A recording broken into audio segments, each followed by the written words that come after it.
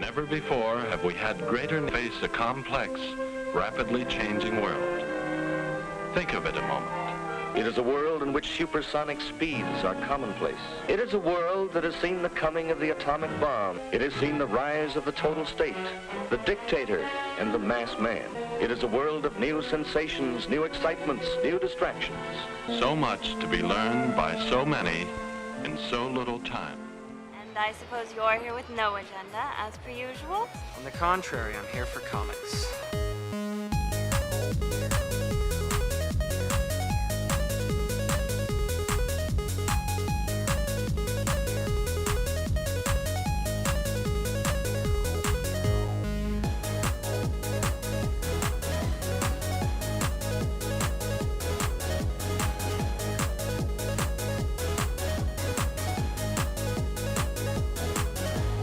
How's your comic book collection, Brody? Oh, it's going good, but I've been...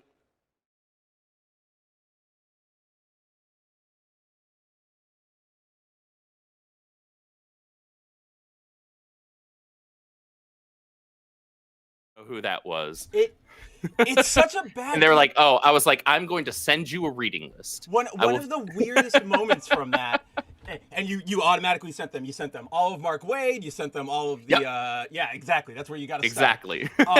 that scene where it's actually in Christ, like the... What is it? Not FX. The CW, the Crisis series they did.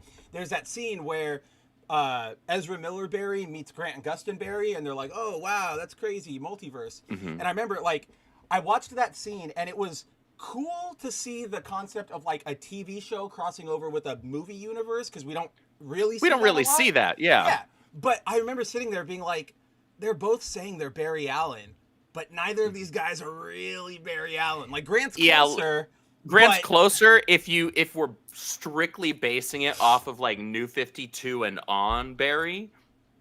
He's like closer to that. Yeah. But he's not like the more like classic man's man pre 52 kind of straight-laced, super buttoned up. That's what Barry. I was going to ask you is like, what is your read of Barry Allen? Because like obviously with the New 52 and they brought him back, they tried to make him, the kids, we got to make him young because he's got to appeal. And that's where they took all the Wally stuff that we always complain about.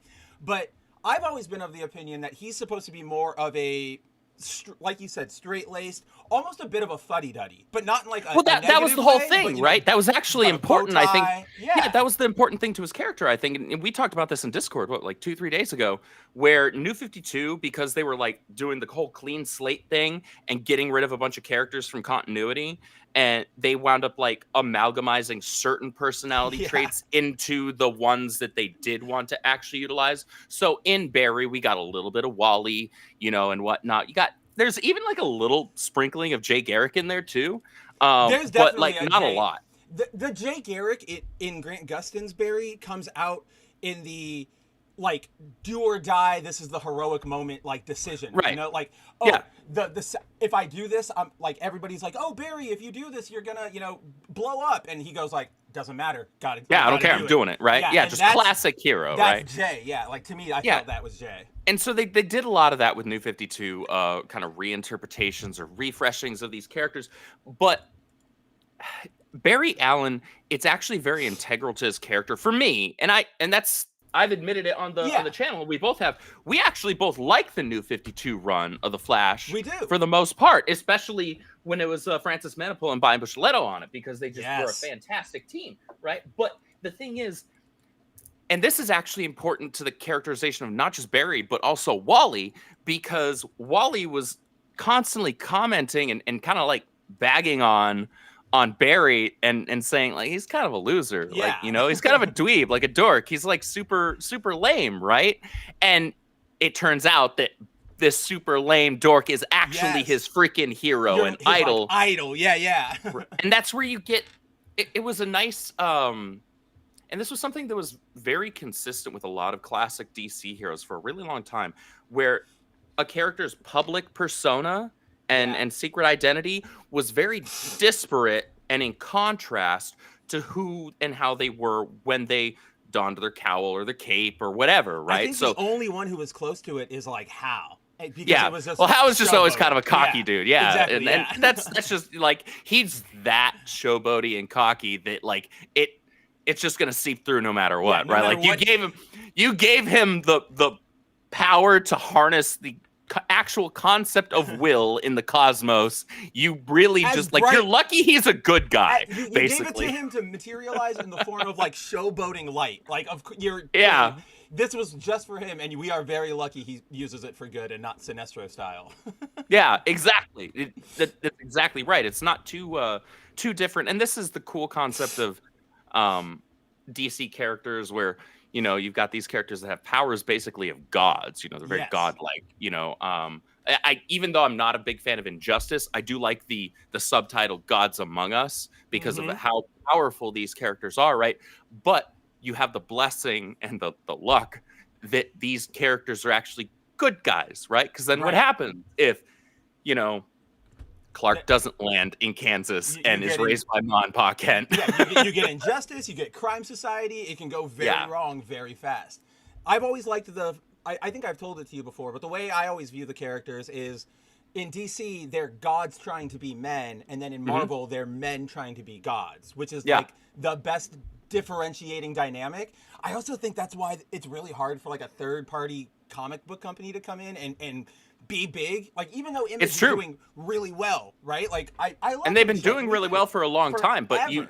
you can see that they definitely and it feels deliberate. They didn't take the same approach. Like, you'll have like in publishing wing crossovers amongst the characters, but for the most part, they all kind of just stay in their own lanes, right? They all stay in their own lanes, and I mean, until what is it they're doing now? What's it called? The Geiger stuff or whatever. That's Atomic. Yeah, because that's universe, its own universe that they're kind of building out, which is cool because you have like all of I really like the best DC talent from the last decade over there now.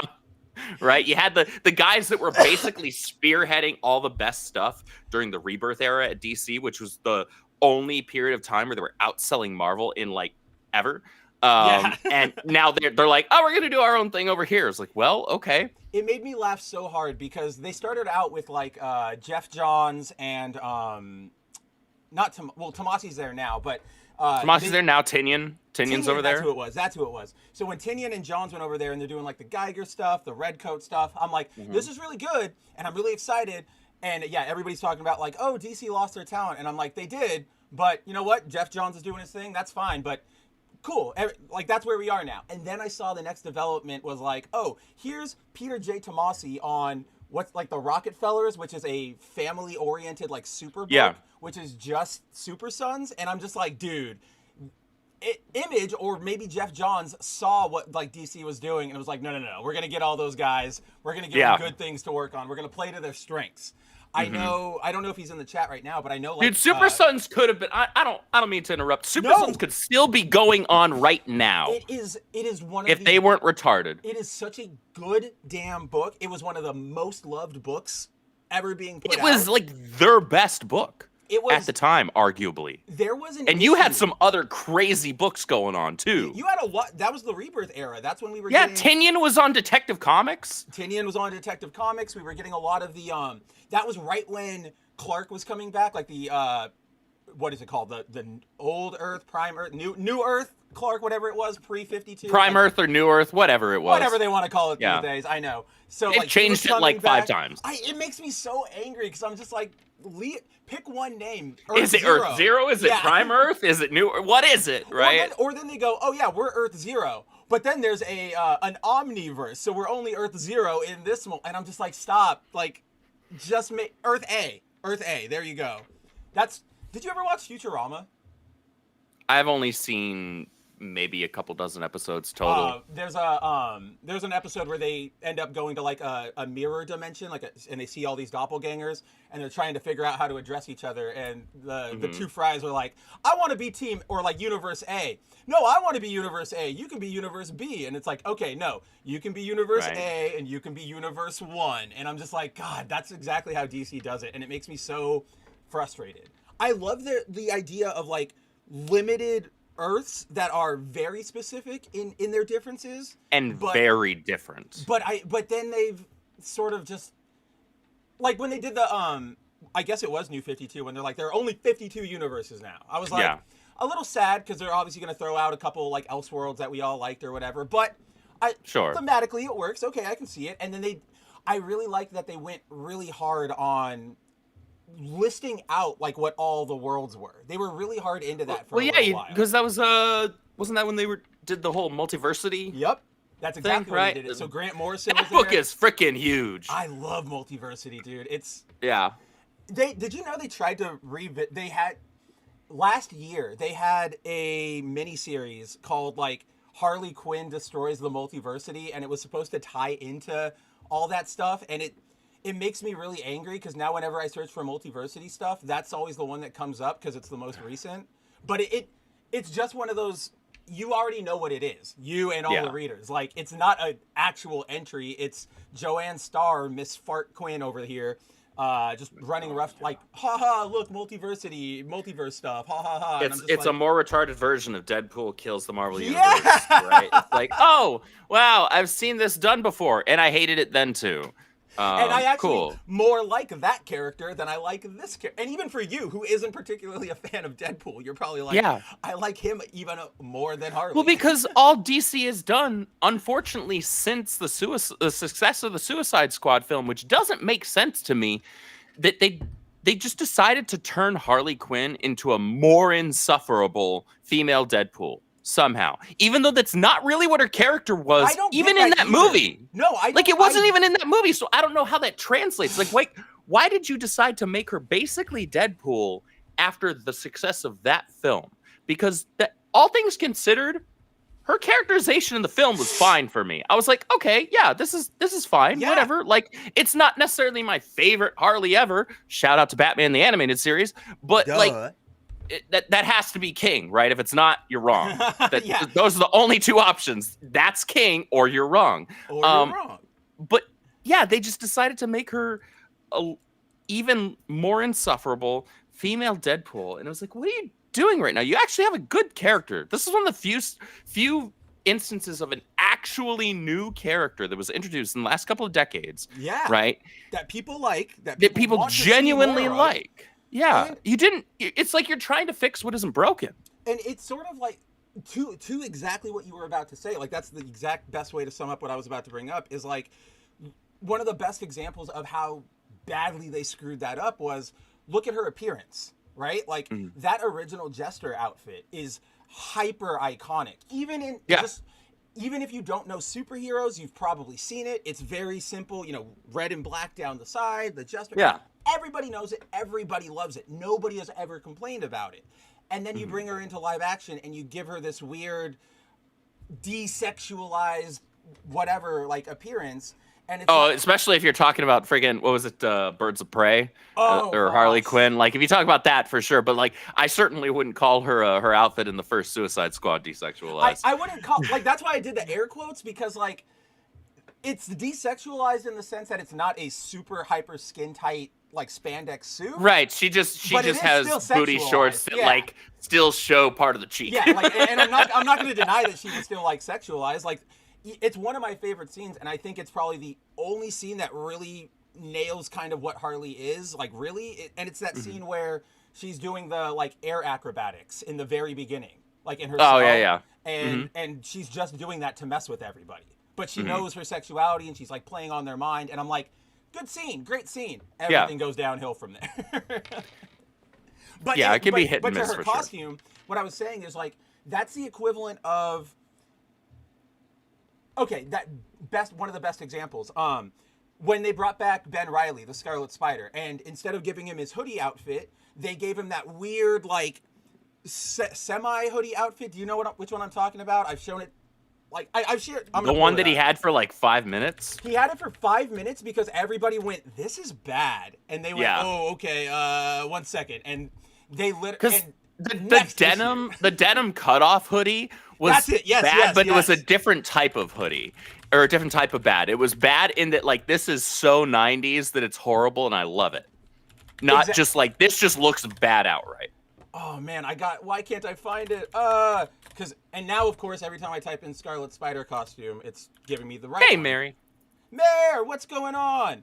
Okay, yeah, this is the I forgot that they put it in freaking Marvel Spider-Man 2. They made it an alternate outfit, but this ugly thing. Wait, in the recent Insomniac. Oh yeah, dear in the Insomniac one. Oh, and good. Somebody shared the image of it. But like, this is what I mean. It's like you go, oh, we have a character with a hyper iconic look. Let's run roughshod over it for no reason. Like this is bad. The new Harley design is bad. I don't understand. It is part of that problem of these companies not really caring or liking the source material, because everybody wants to see that classic Harley outfit. Yeah. We even got kind of close in the Suicide, or not close, but we got that homage of a dress in the Suicide Squad, which was well, and also in the and she looked great. Yeah, and I absolutely abhor that movie with the passion of 1,000 burning suns. Do you dislike it more than the first one? I do. Okay, well, I'll press you on that, but keep going. I actually hate I don't that think we've movie ever so talked bad. about this, but yeah. However, and the first one's a bad movie too. Yeah, that's to be why clear.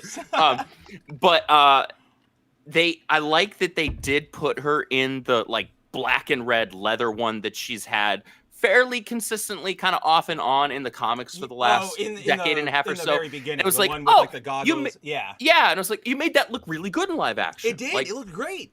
Like that, you put some effort into that. Like that looks really fantastic. But yeah, like all of the other stuff that they did with that movie, Okay. This obviously doesn't have to become a Suicide Squad stream, but like I know you and I have talked both movies individually. What is it that you dislike? I guess just give me the quick elevator pitch as to like why do you like or why do you hate that one more than the other one? Because I'm of the opposite opinion. I'm just curious. I think a lot of people are of the opposite opinion, and I'm okay with that. Like, I know, and I'm okay with yours too. I'm just, again, nobody's gonna defend these movies. This isn't a thing where it's like, whoa, no, my like version is better. We gotta brawl. It's just more of a like, oh, I'm as somebody I respect and I know isn't coming. Like one person I know is genuinely coming and approaching this. I want to know your thoughts. Yeah, so like the first one is awful of a movie as hashtag restore sell Snyderverse to Netflix. Oh my god, I'm going to drive to Arizona and choke you. Oh great! I can give you your Supergirl Woman of Tomorrow pre-order ticket when you get here. Make it stop. I can only take so much pain. My pain threshold's only so high. That looks fantastic. Looks great. I do like this. But the Ayer film, again, as awful as that movie is, I think objectively, there's a certain charm to some of the moments in it that I just like, I'll laugh, I'll chuckle, I'll smile, and then I'll be like, this movie's bad, but at least I'm kind of like having some fun. And the thing with the James Gunn one that really bothered me is, look, Suicide Squad is a property, an IP that if you're going to do something like super violent, that's a good property to do it with. Yeah. But the way that he handled it, for me, felt like it was just James Gunn jerking himself off to the excessive gore. It didn't feel like it was gore because Suicide Squad can actually just legitimately be super violent. Gory, because of the way that it is. Like, that works with the property, but the way that it was handled just did not work for me. It felt like it was trying to have its cake and eat it too. For me, it felt like it was trying to skirt the line between being gory because Suicide Squad can actually do that if you do it right. Like, it's just inherent in the property, and taking it seriously, but also just making it completely retarded. And I was like, it basically every single time something happened, it took me out of the film, and I was just like, I am just not having a good time right now. Like, that's interesting. It was. I see. There it. was like, so I much. Get what you're saying, and there was so much criticism with the first film where it was like, well, this is just the Harley and Deadshot show, right? Like, there was no focus on any of the characters. I was like, yeah, I get that. I can definitely understand that. Like, you want to see more of some of the other characters as well, but clearly they put all the focus on Harley and Deadshot because Margot Robbie and Will Smith were super sellable, right? Yeah. But for the second one, it made me want more Harley, not because I want more Harley, but because I just could not stand anything else that was happening. And so, that's just how that movie was. That's a pretty fair read of it. Like, and like I was saying, like, I actually understand and get all that, and I'm actually, that is the superior live action Harley costume, though, right there. Hands down, she looks. And I do like the one from the Ayer film as well. The blue one, or like I do too. Yeah, the one with the kind of bomber jacket and the fishnets and the short shorts and the bat and all that. That is a good outfit as well. I just don't like that it's become the standard. Right, and I can absolutely agree with that. Yeah.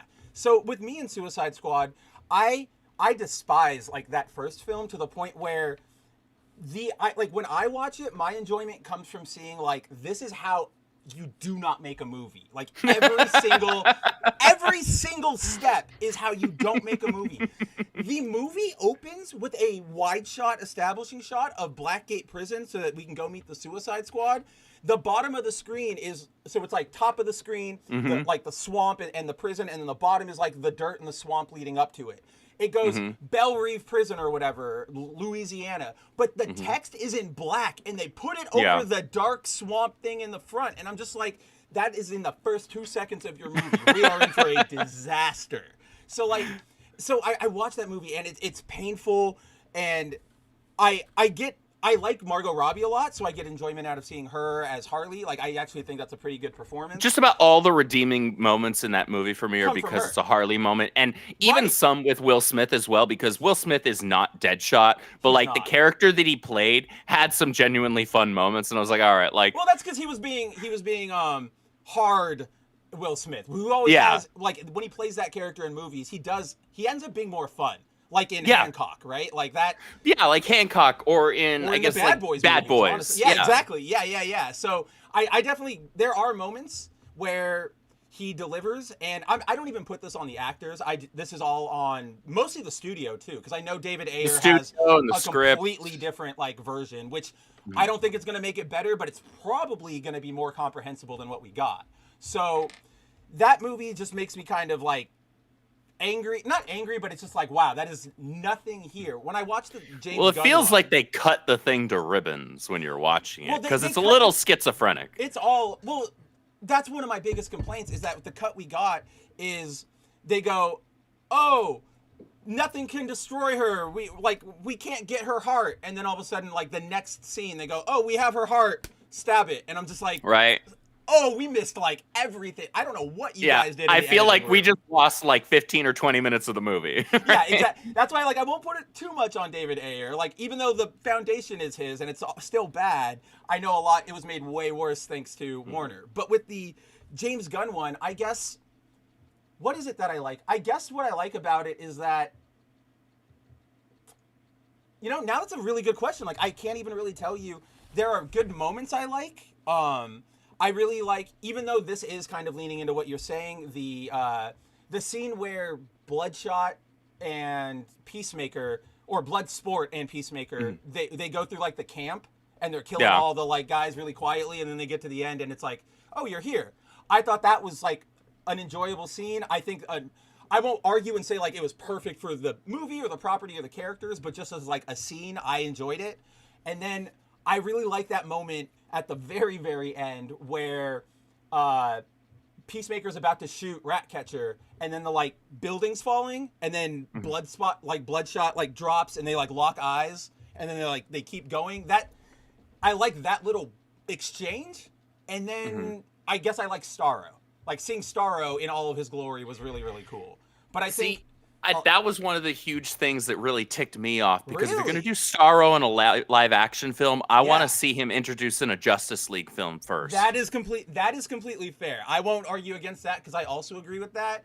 But I was just still happy, like, wow, they put the actual like purple, blue, circle pattern, one-eyed fish into like a giant movie. And so I was like, that is cool. But I actually, the more I think about things, I guess I enjoyed the ride a little bit more than David Ayer's, but it's not. Sounds like you just disliked it less than the other one. I think that is what it is. Honest to God, I think that's what's happening right now, because like I'm listening to you and I'm like, oh yeah, I see all that, I do, and then I think it is just that I liked it more. There's nothing wrong with that. That's perfectly fine. Yeah, that's perfectly fine. But that is movie talk, even though I don't even know how we got here, but I don't either. Aside from that, everybody, welcome to another episode of Foil Variant. We're happy to be back. We are so sorry that we missed you guys last week. Both of us were under the weather. It was not a fun time, but we are back now. although we are both still sort of frazzled. I wanted to say, Andrew, what's up? I know you've been having a big week. How you doing? Dude, it has been a busy as all hell week for me. I barely got through the triage books that we are going to read. Exactly. Like I didn't get to some of the books that I like for sure wanted to get to because I wanted to get through Phoenix and Scarlet Witch as well, and I just didn't get a chance. Oh, you didn't get through Phoenix. That's okay. We can. And I didn't talk about it. I didn't read the Best of Shadow Sonic book. I didn't read Turtles or compilation? I think it's a compilation of like stories from previous books. So I guess I don't need to feel like I'm in that much of a rush for it. I didn't get to read Turtles and Naruto. Here's the spoiler on this issue. Obviously, we love the series. You guys saw our first review. This issue's good, but this is your exposition issue. Like this, it's like half the backstory of like the Turtles, and then it's half the backstory of like the Naruto kids, and then so it's like for us, it's sort of a meh because it's like we know all this, but it's kind of this is what you have to do in a story. So like I get it. When you're doing that kind of an IP crossover, that's kind of inevitable in like, the vast majority of cases. Naruto fans might not know Turtles, vice versa. So I get it, but you're not missing out that much this week. There wasn't really anything to talk about. Well, then maybe I'll shift it to the bottom of my pile and get to it when I get to it. But yeah, I didn't get to that. I got to that, but I didn't get to I didn't get to Superman. I didn't get to Superman or Amazing Spider-Man. I got to Amazing Spider-Man, and I hate it so much, man. Did it get worse? Oh, my friend. My friend. Come, my friend, over here, my friend. Let me show you, my friend. So, yeah. I at least liked the default cover, kind of. Oh, yeah, the default cover's great. It's Bagley's back at it again. When Bagley and Eisenov get together, I really like the way Eisenov colors Bagley's stuff. He was the one who did his Ultimate Spider-Man stuff. So I know you're not a big fan of the story itself, but that art right there, it's pretty dang good the entire time. Yeah. No, absolutely. But yeah, we get so you didn't read for everybody. I'll recap it because it's all so stupid and so why is Spider-Boy there? That's what I'm trying to say. This is why it gets so stupid. So hold on, let me bring up dude, that character is a freaking industry plant if I've ever seen one. I disagree. Hold up. I know that's been a big discussion on Twitter lately. I actually disagree with that. He's not an industry plant. He's a specific slot plant. He's just a slot plant. Anybody really likes I'm good with that. I'm good with that. And that would be consistent with slot, to be fair. I saw somebody make an observation, and this is now my belief, my headcanon for real life, is that Spider-Boy was made by Slott because he was actively like seeing his own legacy from Spider-Man like slip away because nobody really likes it, everybody's moving on past it, and that's why when you get Spider-Boy, he's introduced as like, oh, everybody forgot me, but I've been here the entire time, I'm super important, and I'm just like, oh, that is definitely what Slott's doing. I don't care if that actually is, I'm believing it. I will be a disinformation machine. I'm fine with it. But so I don't know if you guys saw last week we talked, or maybe I just said this to Andrew when we were doing our weekly guess what we each other our pull list game. But last week we got another point issue. So I don't know if you guys remember this, but back in like the Marvel Now era, they had this weird gimmick where they would do like, here's Amazing Spider-Man 1, 2, 3, 4, 5, and then all of a sudden here's 5.1, 5.2, 5.3, and it was weird because they initially started it as like, this is just going to be a new jump on point, right? So like you get to issue 5 normally, it'll be a 5.1, and that's where everybody can jump in. But then they started making it like concurrent series or like concurrent minis. It got really weird, but essentially it was them making another book for you to buy to get the rest of the story of whatever core book you were reading.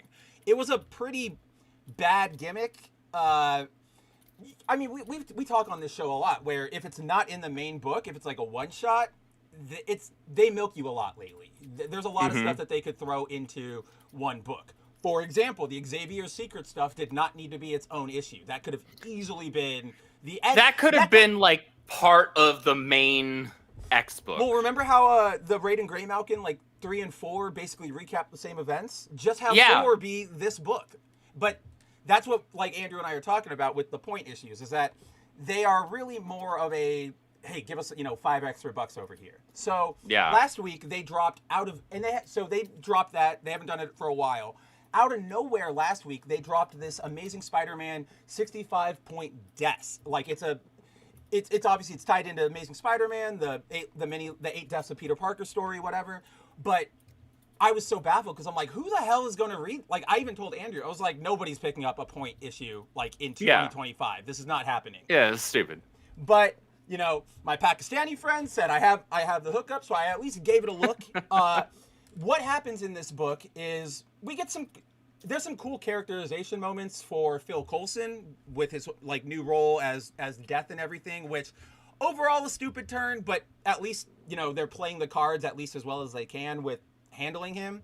But we get to the end of this issue, and basically what we learn is that this contest thing has killed Spider-Man in the sense that, like, Peter isn't himself anymore. Like, he doesn't really care. He's just like, okay, whatever, I'll do this. What's the point in fighting?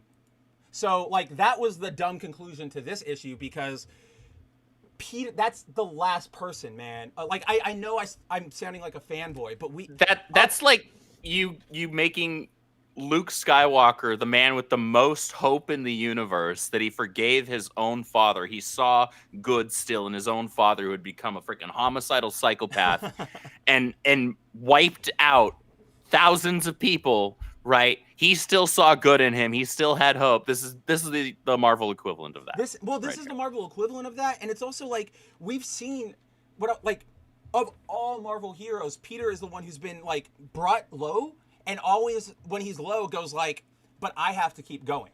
I know what I have to, like, this sucks and it hurts, but I am Spider-Man and I need to help people and I need You don't get to retread Spider-Man no more. Yeah, that's it. Yeah, exactly. That's kind of You don't get to do that. Exactly. That's exactly. I don't care who you are. You do not get to do that. That's exactly what this is. Oh my goodness, I didn't even realize that. Yeah, they're just retreading Spider-Man no more. So that is why in this week's issue we open up with Spider-Boy, because it's basically just an issue where everybody tries to come to him and be like, what's wrong? Like, buck up, you can do it. And it ends with Peter and Felicia, like, getting back together. But even the artist knows there's nothing here, man. There's, like, no passion in that. Dude, in those oh eyes. my gosh. That is, like, just a dead stare. Like, even... There's no life behind his eyes there. The writer, everybody on this book knows, like, this is stupid, it's going nowhere, and we're only doing this because they will not let us have Mary Jane back. Peter and MJ, yeah. Which is... Yeah, it's like, oh, we've already forgotten about Shay because nobody cared about her to begin with, right? Nobody cared about her to begin with. And this is like, I feel like this is the only character that if Peter got with them who isn't MJ, anybody would care about. But the fact that we know that they're doing this just out of spite makes it all irrelevant.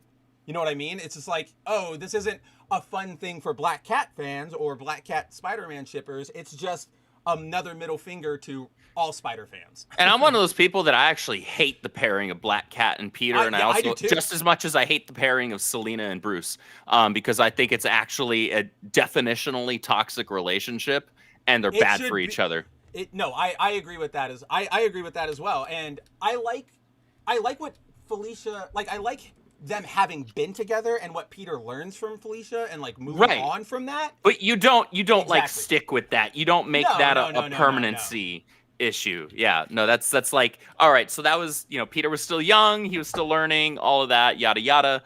Now he understands, like, yeah, this person's actually super bad for me, at least in terms of like being that close. Maybe we can be amicable, we can be allies at times, and you can tell some really fun stories with that, and people have, but they are not right for each other. They are not good for each other. It's incredibly unhealthy. It's so unhealthy. And this goes, I like that you use that word and you approach it from that angle, because we talk about this a lot where, like, we don't have in media a lot of, like, good relationships. Obviously, like, a lot of creators right now, like, We all know this. They're all working out their own issues, whether with their parents or their parents' divorce or their own relationships, whatever. Yeah. But that's why we see a lot of everybody's breaking up, everybody's da-da-da-da, and Constantly ad nauseum. And that tells me nobody knows how to write a good relationship in stories because nobody has had one over there. Exactly. No, that's exactly. They don't know what it looks like. But then that to me, this doesn't help. Like, to me, when our fiction is loaded with, oh, look at all the toxic, relationships that everybody is in, instead, and you are going out of your way to sort of kneecap one of the most healthy ones. Like, look at Hickman in Ultimate. Like, we'll get to it, but that is a good married relationship. Peter and MJ in Ultimate Spider-Man are fantastic. Like, they're aspirational to me. Like, I'm sitting here like almost like a kid, right? Where I would be like, I want to be Spider-Man because he's swinging on webs, and now I'm like, I want to be Spider-Man because that man has a loving wife and a good like relationship, and that is what I want. But and you can also see that in Uncanny X-Men with Remy and Rogue. Yes. Oh, I totally forgot about Remy and Rogue. Yeah, they're together and they're great. But if we had more of that, I feel like it would change our sort of like mentality, not consciously, but we would start seeing more examples of like, oh, it's good to be in good relationships. Like, look for somebody who's healthy for you, not just the one who's gonna make a bunch of drama or something like that. So, well, I think a huge part of that is think about the era that we grew up in. You're looking at all the Disney stuff that was coming out around that time. It was always broken families, always. Yeah. Right. And so that became set into the psyche of an entire generation that was normal. That was the standard. And it's not like that doesn't happen, because it obviously absolutely does. That's where I came from. But when you set that as the default, when you set that as the standard, you are setting a generation up for failure in terms of they're going to expect that to be the default, and therefore they're going to act accordingly. You need to shift that. This is why politics and social issues and all that stuff is always downstream from culture, because culture, the stuff we consume for our relaxation, for our entertainment, that does inform us, whether we want to admit it or not, of how we interact in our day-to-day lives in the real world. And so if we consume nothing but negativity, nothing but stuff with broken families, and nothing but stuff with, whatever else, that will ultimately impact how you act in your own life and how the people around you act and how you treat those people probably as well. But if you have a healthy balance of genuinely positive stuff and aspirational and inspirational stuff, but you can, and that doesn't mean you can't also show the other stuff as well as something that definitely happens. But it's also that's when you get to, as a good writer, be able to tell the stories of, okay, how do these people make this work? What is the thing that they long for that they're genuinely missing? Because you can't just pretend. It's like somebody with a mental illness and just telling them, no, you're fine, right? That doesn't help them. No, it's like, son, you're good. Let's help you be as okay and as functional and as good as you possibly can be, despite this other thing. The other thing, it actually isn't okay, but let's get you there, right? But to that end, that's also why we should I like your point about like the majority, the balance, because if you have all that, you can still show the toxic stuff, but then you use that to explore like, oh yeah, maybe these two love each other, but this is why it won't work, and that's another lesson, right? Yeah. Instead of just showing constantly every single person just goes with whoever is around to get attention, regardless. There's an alternate universe where Peter and Felicia work. There's an alternate universe where Logan and Jean work. But you know what? In reality, and the way that things actually should pan out, that's not the case. Well, I like that you bring up them, because one of the examples I was thinking of was the Scott, Jean, Emma kerfuffle back in like the early 2000s. Yeah. That's a very real thing, right? But it was such a shocker because we didn't see that out of our superheroes, like affairs and cheating, right? That wasn't the norm. But now I feel like I open up a book and everybody's going, oh yeah, I slept with that person this time, but now I'm with you, and it's just like, wow, we totally reversed, I guess. Because modern writers don't know how to write healthy relationships. They just throw drama out there because they think drama equals good, and it very rarely is. Like, you have to have a point to it. exactly. But It then, has to be meaningful and impactful, not just like basically the narrative equivalent of clickbait is what that is. Yeah, that really is what it is. But that's all they really know, because it's all about, it really is just about get the attention on you, kind of regardless of like what the quality of whatever you're doing is. Yeah, this isn't a professional wrestling story, Ryan. Okay, like. But then yeah, the issue just ends with the X-Men coming into play because of Sidorak. It sucks. Like Why? I don't know, man. It's better than Wells, I guess, but it's also just more of the same like Marvel editorial. Please let him. Like, Better than Wells just because it's not insulting the character in the same way, just differently. I feel this way as I do with like the Suicide Squad and Suicide Squad. I just hate this one a little less. Yeah. Way to make me not look forward to reading that book. I know it's such a bummer, but. Let's move on to some. Well, I was gonna say some good books, but I also know that there's a pretty dang big stinker in our pile of things to talk about this week, which we will get to. And I don't know if I'm not gonna say anything, but I don't know if our readers will probably never guess which one we are going to say is like the trashest trash book of a long time. Because I'm in agreement with you, but we will get to it. But I was baffled by how bad that book was. It's so bad. It is so bad. But before we get to so bad, I figure so we were obviously absent last week. It was sort of a smaller week. Not a lot was going on. We got our Rogue Savage Land series starting, which is just I still haven't read because my order from Things from Another World hasn't arrived, and I haven't cracked the copy that I picked up from my LCS because I ordered the Tyler Kirkham variant. What's the cover Kirkham. A? It's Kirkham. Okay. No. Cover A is Kara Andrews. Oh, okay. So I got Campbell's, and I can't remember what other one I got. You got the Adam Hughes one. The foil. Well, I got the Adam one foil variant at my LCS. From Things from Another one. World Gotcha. where I got my my Campbell and that one. Yeah. Kara Andrews. Right there. Kara Andrews. Yeah. Those are the two that I got from Things from Another World. Man, I miss when comic book covers would have like dialogue or like things on them. Like that kind of retro style, yeah. Yeah, I really like it. I don't know. But it's a fine book. It is kind of this is one of those books, guys, that like nothing really big is going to happen in it because it is a random, like we're going into the past, so you can't change a lot. But it's a fun romp so far. It's just a kind of a generic survival story about Rogue during her time in the Savage Land. So yeah, I wasn't expecting a heck of a lot out of it. I'm still going to read it when I get it. I am too. It's still good. I'm just saying, I think my order's on the way. I'm just saying, like, it's not like you have to read it or there's anything really big happening. It's just fun. Like it's just a normal little adventure. But yeah, so that book came out last week. We also got this Green Lantern Fractured Spectrum one-shot, which was, well, first of all, you got Ken Marion killing it on the art. Dude, my boy, shout out to Ken Marion. He is so good. He is like the spiritual successor to Michael Turner, my all-time favorite comic book artist. So God bless this man. I love his work. His art was absolutely gorgeous in this book. Oh yeah, he always kills it. The story was fine.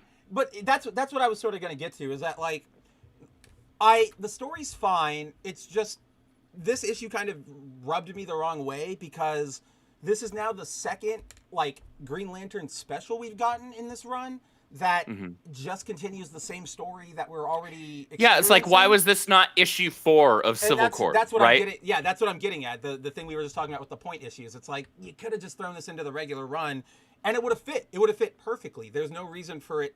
It's because by calling it a one-shot or whatever, it's going to boost the sales. Oh, 1,000%. I know that, but that's what I can still sit over here and like fume and go. Rah, rah, yeah. rah. No, I'm with you because I messaged you that after reading it. I was like, like the story was fine. Obviously, Marion's art is incredible, but like, there's no reason to have like pitched this as a one-shot. This page I'm showing right here is literally the only consequential thing we get, which is that apparently the Book of Oa has been like when it was written, it gets written into all the Spectrum colors, but so like that again, this could have been in an issue.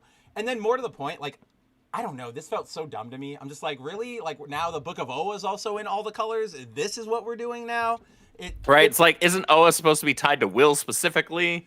And now I'm just like, I feel like you guys are running out of steam over there, and I don't want you to, because we like Green Lantern and we like Adam. Yeah, I messaged you and I was like, it kind of feels like they don't really know what to do with the Green Lantern series right now, which is given everything else that they have going on. Especially because now they've got like, I don't know, like they've got all 4 lanterns together, and whenever that really happens, it makes it hard to tell a story because all 4 of them are powerful enough on their own. Like, yeah. So when you get them all together, it's like, oh no, Sinestro's attacking Coast City. Okay, it'll be a fight, but I know the 4 of you are going to win because... Right, well, that's the same reason why you separate Barry and Wally. Like, you don't have them operating out of the same city. In fact, you have one who's operating mostly in your typical, like, solo stuff, and you have one that does a lot more stuff with the Justice League. And that's perfectly fine. That works out just fine. I like that idea. I mean...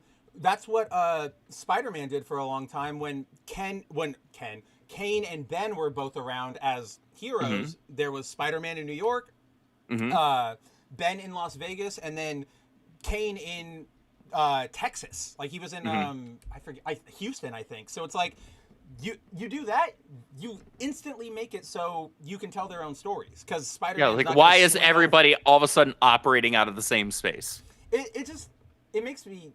In terms of like Marvel, it always baffles me too because it's like everybody's in New York and yet people still try crime in New York.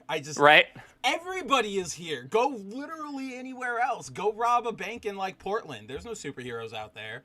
But yeah, Green Lantern, great art. I'm glad Marion is getting more and more consistent art. This is like the second big issue we've seen him on. He was on that Crisis one-shot thing that you haven't read yet because I have your copy.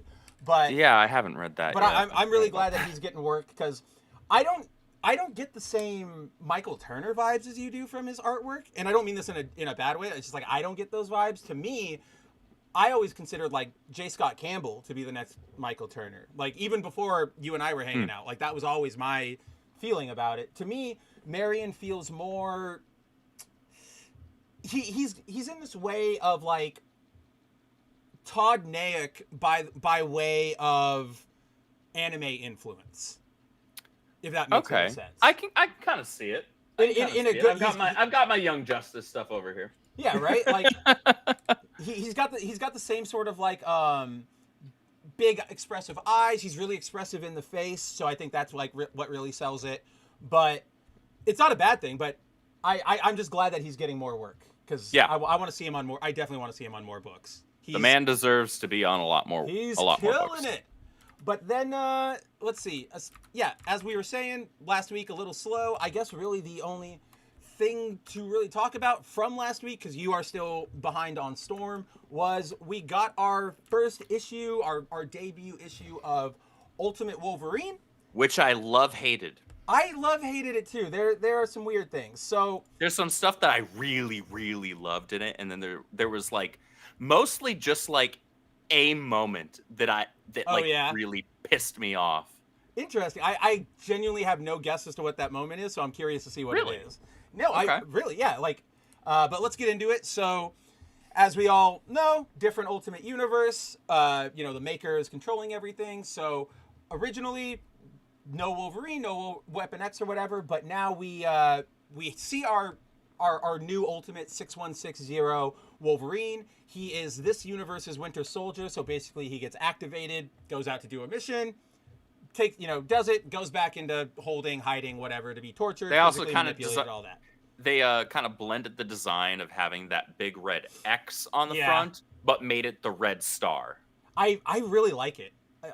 They did a good job with that. I didn't like it at first because I didn't realize it was doing the star thing, but then when I saw him here, I was like, oh, okay, that's actually really, really cool. Yeah, they were doing the Soviet star. Because I thought they were just doing an X, which I was like, fine, okay, but boring.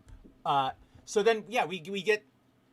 So this is our introduction to Wolverine. He is deployed into a mission to attack a group of what it looks like are mutant separatists that are operating in Russia, because that is the status quo of the world right now, in Russia in particular. They tried to exterminate and experiment on all their mutants. They rebelled, and they're in a sort of civil rebellion type of war right now with the Rasputins and all them. So this is a breakaway faction. Wolverine is deployed. He goes on in and he just sort of tears through everybody, basically, except for Colossus, or I guess Colossus is, or it's Mystique. That's right. Yeah, so he takes down Mystique. He also takes out Nightcrawler eventually right here. It's a pretty rad scene, though, where Nightcrawler as a priest picks up a rifle, actually says a prayer to God because he's like, I know I'm about to, like, yeah, forgive me for what I have to do. And then bam, bam, bam, bam, bam, like bam thing. And this is a really cool page. At the very least, I really like It's a cool page in terms of the art. This is the moment that pissed me off. Where so this like is the we moment, see really? Kurt's my favorite X-Men. I know that. Why is it? Is it just because it was Kurt?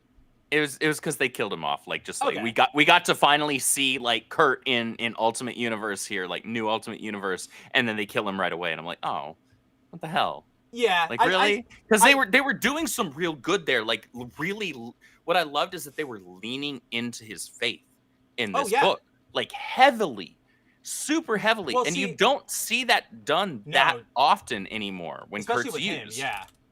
No, right? And so this is, and so the one time they do, they kill him. but see, so I get what you're saying. Narratively, it works. That's what I'm stuck on, because did you read this letter at the very end? Yeah, I did. This is what gets me. So before we get to that, so yeah, Wolverine drops in, takes out Mystique, takes out Nightcrawler, takes out the Separatist, is recalled, goes back home, and that's kind of where we leave off. It's a 12-issue miniseries, so obviously way more time to expand and get more exposition or whatever. This was basically our cold open if it was like a movie. So, but then this is what I was referencing a second ago, is we ended on this letter. It's just like an extra supplemental piece of material. But if you read it, it's a sermon kind of, or at least a page from a sermon, where Nightcrawler is addressing like his congregants, and he recounts that, like, unfortunately, like, we lost another one of us, but this isn't just another mutant. Like, this was my friend, like my best friend. And it's this really solemn, like, prayer. It was super heartbreaking. And that's what sort of like, I really, like, I got that ping too, where I'm like, oh man, I like Kurt. I wanted him to be around. But then, like, this, I was just like, I don't know. I guess maybe I can accept it on the narrative end, because at least this is still 6160, and it's not like the main line, so I get it. Yeah, it's competing emotions, right? Yeah, because it very like I much said, is. on the one hand, it does absolutely work narratively, and it was done very well narratively. However, Kurt is my favorite X-Men, and so seeing him get killed is going to never not piss me off. Which is like, yeah, no, I completely agree with that, because he's not my favorite, but he's one of them, and that's why I had that same pang of like, aw, we just saw him. Like back in Second Coming, when they killed him off, that pissed me off too. What did they do? How did they kill him off back then? I forget. It was when they were fighting the oh gosh, this is when he was part of X-Force.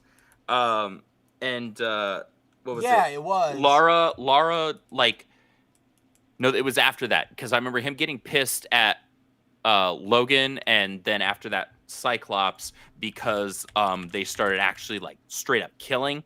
He got killed. Oh, who the hell did he get killed by? That's gonna tick me off that I can't remember. Okay, I looked it up. Do you want me to tell you, or do you want? Yeah, go ahead. Go ahead and tell me. It was Bastion, because he was trying to save Hope. Yeah, that's what it was. Now I remember. I can see the scene in my head, but for whatever reason, I couldn't remember that it was Bastion. It is this scene. Read it? Oh no, not that one. That's crossover scene. This one, with the art that I'm not a huge fan of. That's the one. I never liked this. Yeah, I didn't like this art style. They used this. I forget who this was, but he was on a lot of the X books back then. He was. I'm just not a fan of it.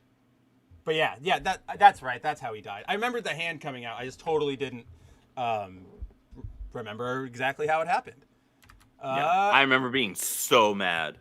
And the thing is, it's not like I got to that single issue and saw that. I had purchased the hardcover collection. You were like, I'm going to catch up. Yeah. And then I got there and I was like, why did I buy this book? Like, I was so mad. How dare you? I was so mad.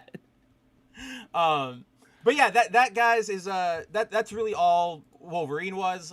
Overall, it was a good first issue. Yeah, I would say. Overall, good first issue. I wanted to bring up to you though a very curious thing that I remembered while I was reading the book is we've got Logan here, and we clearly when they go into his backstory, we learn that he is almost essentially just the same Logan. Like he's feral, he's got the skeleton. They're gonna bond adamantium to him, but I don't know if you remember this, but back here on Free Comic Book Day, when the Ultimates raided the Maker's Trophy Room, there's the Weapon X skeleton, or like a Weapon X skeleton. So like, what are we doing? Like, what could be happening? I'm not saying like it's a bad thing. I'm just like, oh, curious. What are we gonna do here? Interesting. I'm of two minds with that. Yeah. I think it's either a matter of they literally just put that in there as an Easter egg because they hadn't figured out what the hell they were going to do yet with Ultimate Universe Wolverine, which is entirely feasible as an explanation. 1,000%. And the other one being that maybe because they do mention in the book that they had tried numerous times to do this Weapon X program and graft adamantium to a skeleton, and it was failure after failure after failure after failure after failure. So this he might was just the be first like success. Weapon X1. Yeah, it just could have been one of those first failures as well. Or I had this thought when you were saying like it could have just been an Easter egg. It might also be, I noticed that like it says weapon, but it doesn't say X. Like they cut it off just right. Maybe it'll be like, oh, this was Sabretooth, and he was the original Weapon Xer for this universe. Maybe. It just didn't work. Who knows? But yeah, it was just a cool thing where I was like, oh, interesting. I wonder. Not a criticism. But yeah, that was all we really had last week. Very small week. That's all we've got to talk about with that week. Let's jump into this week, January 22nd. What do you want to start with, Andrew? Let's get it out of the way. You want to get it out of the way? Let's get it out of the way. All right, everybody. Just worst book of the week. It is a real big, like, dick punch to both of us. But wait, I pulled it up. Why did it disappear? This book is just bad. The Flash number 17. So bad. We've been giving Cy Spurrier like benefit of the doubt. I have been saying like, hey, I enjoy because he's actually a good writer. He is, and this is just a bad story. You and I have been trying to be like, all right, we'll look for the good in the story. We want the story to be good. We want to hang out with Wally and everybody. But if you guys go back and you watch our two discussions on the issues so far, you can see our conviction starting to wane as we kind of went on. And then we got here where this just gets really, really, really, really, it goes off the really, rails. really, really bad to the point where it doesn't even feel like I was reading the same book. Like that's how bad, pardon me, it was. So for a quick recap, if you guys remember, West family is currently trying to get some vacation time in by going to the, it's not... Skataris. It's not Savage Land, but because they both start with S, I always want to like do that. It's basically DC Savage Land. It's DC Savage Land. But so the West family are trying to get their vacation time on in Skartaris, whatever the heck, and Warlord is there, and there's something wrong with him. Jai has seen that he's sort of got like black energy leaking from his eyes. Wally is in the middle of this trying to keep himself split so that he can do Justice League work and then family work. And then Jai and Irie are sort of, I guess you would say they're our protagonists for this arc, but I don't even really know what they're doing. It's kind of just been a showcase of their powers. Like they do this thing and then, And Irie was actually freaking obnoxious in this book. She's very obnoxious, like right here. I was like, what? Why are you freaking like trying to, you know what it reminded me of? It reminded me of what's her face? The stupid chick with the dinosaur in Marvel. Moon Girl. Moon Girl. Yeah, it reminded me of that time she was sassing at Reed Richards. Oh yeah, and it's just like, are you kidding me? And talking like she was the smartest person in the Marvel universe. It reminded me of that because she was like talking over freaking Mr. Terrific, and I'm like, sis, shut up, dude. It's this moment right here, and I was like, this is because I had that same reaction because so everybody's here. Jai is trying to figure out she went to the Justice League for help to find out what's going on with Wally. Right here, she's talking to Mr. Terrific, and they're saying that, there's a bunch of outbreaks of, like, rage where people just get really angry and start beating each other up at these points on the world. And he goes, I hate when they do this. So they're like, so Irie's saying, like, yeah, they're all in these spots. And she goes, if you map them out, and Mr. Terrific goes, you get a wobbly line. And she goes, no, you actually get this, it's, if you plot it from above, you see that it's a star or whatever. And it's just like, one, why would Mr. Terrific have not figured that out? Like, this is Mr. And two, freaking why would Terrific. Irie have? Yes, Irie has never displayed herself as being a super genius character. No, she's not. She's not an unintelligent character, but she has never displayed like super genius levels of intelligence, or even a interest or aptitude in science specifically, right? No, like, she just wants to be a hero like her dad. That's it. And we have seen her in school. Like they do a lot of those scenes where she's hanging out with Maxine, the Animal Man's daughter, which I really like. I like that friendship. But that friendship works. They're just like regular school kids. Irie's not talking about like, oh, I want to go do the science fair, or I got to go study for my test. She's just hanging out and going, hey, when can we sneak away to go be a superhero? So. Yeah, this was. Everybody was out of character in this book, and it pissed me the hell off so bad. Like, we haven't gotten there yet, but I'll just say it. Having like Wally and Linda cussing a zillion times in this book drove me insane because that's not part of their character. I was okay. They don't do that. I was okay with Linda's first reaction. Like, what the like you didn't tell me you've been splitting up? Like, right, sure. Like, if reaction. she's gonna freak out, okay, you basically Speed Force cloned or whatever the hell it is, or time cloned, whatever the crap explanation it was that was even more retarded than those. By the way. Yeah, we still don't know exactly, but it's probably even more retarded than that. Right? And okay, sure, I would give Linda the 1. Yeah, no, exactly. Right? As long as it was bleeped out, which they were. But it was like, between the two of them, it was like 6 or 7. And I'm like, that's the Wally what is happening? The Wally bit is what really got to me. Because I'm like, Wally never done. Like, not that he's a fuddy-duddy, but no, not at all. It's just not part of his character. It's like us, right? Like, you are not a fuddy-duddy. You and I are like really good friends, but you try to like eke away from swearing just because that's you. And I sometimes let my mouth run, but it like nobody's going over like, Andrew, you're a lame-o. It's just that's who you are. And that's what Wally is. And so yeah, when it came out of Wally's mouth, that was way more shocking. It was so jarring. Like the first one from Linda, I was like, I get that. Second one, I was like, okay, I know what they're going for. I wouldn't have done it, but that one can slide. But then it kept going, and I'm like, what is this? What is the point? Why are we here? Like, what are we doing right now? And like, so the moment, and it was like I think it was even in the first issue of this arc, where Wally was getting like super aggro for no apparent reason when he was off in one of the cities he was in. I think it was somewhere in Europe, and he was saving people, and he was for some reason like starting to be like kind of aggro. And I was like, we're going to be dealing with Eclipso at some point, aren't we? Yeah. And we wound, I freaking called it, and we wound up, so Warlord, air quotes, is actually Eclipso. But the thing is, he's not Eclipso because he doesn't sound like Eclipso at all. Was my description not spot on? It was? I want to get exactly what it was, so I'm pulling your message back up because you said, what did you call him? We talk too much. Yes. So far out of character, he sounded like a perpetually online Gen Z. Yes. Like I wouldn't even say Gen Z. I got more of like our age Redditor. Like that's like somebody who doesn't know that this stuff isn't actually like relevant or funny or that's just as bad. It is just as bad. Like I do not get Hey, what's up, Real Red? Good to see you, man. Hey, what's Shout out to you. I'll have you pulled up. I know you got stream here in a few reviewing The Horseman. Welcome to Florist Park from the Rippaverse, and you're going to be doing an interview with Chuck freaking Dixon after that. So I'll have you pulled up, man. What? That is awesome. That is so cool.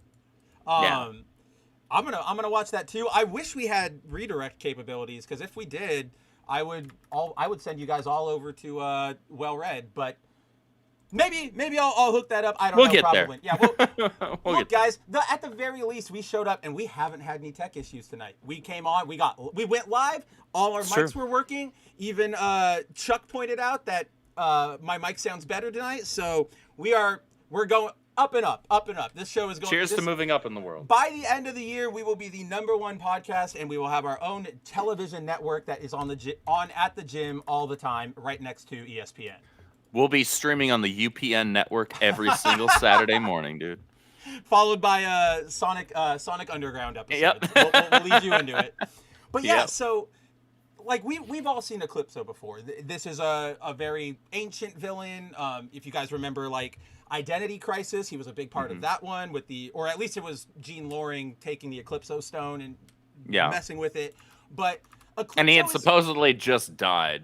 Yeah, too. he Remember in the all-in-one shot? Yeah, because he got like sun flashed. Freaking Omega, freaking Darkseid. By Darkseid, that's right. Yeah, because he opened up the boom tube into the sun right in the room they were fighting, and he's like, okay. Yeah, he shot him straight into the sun. Which was pretty cool, but yeah, he should be. That was a cool way to kill him. Should be dead. But apparently he's not dead. But he's here.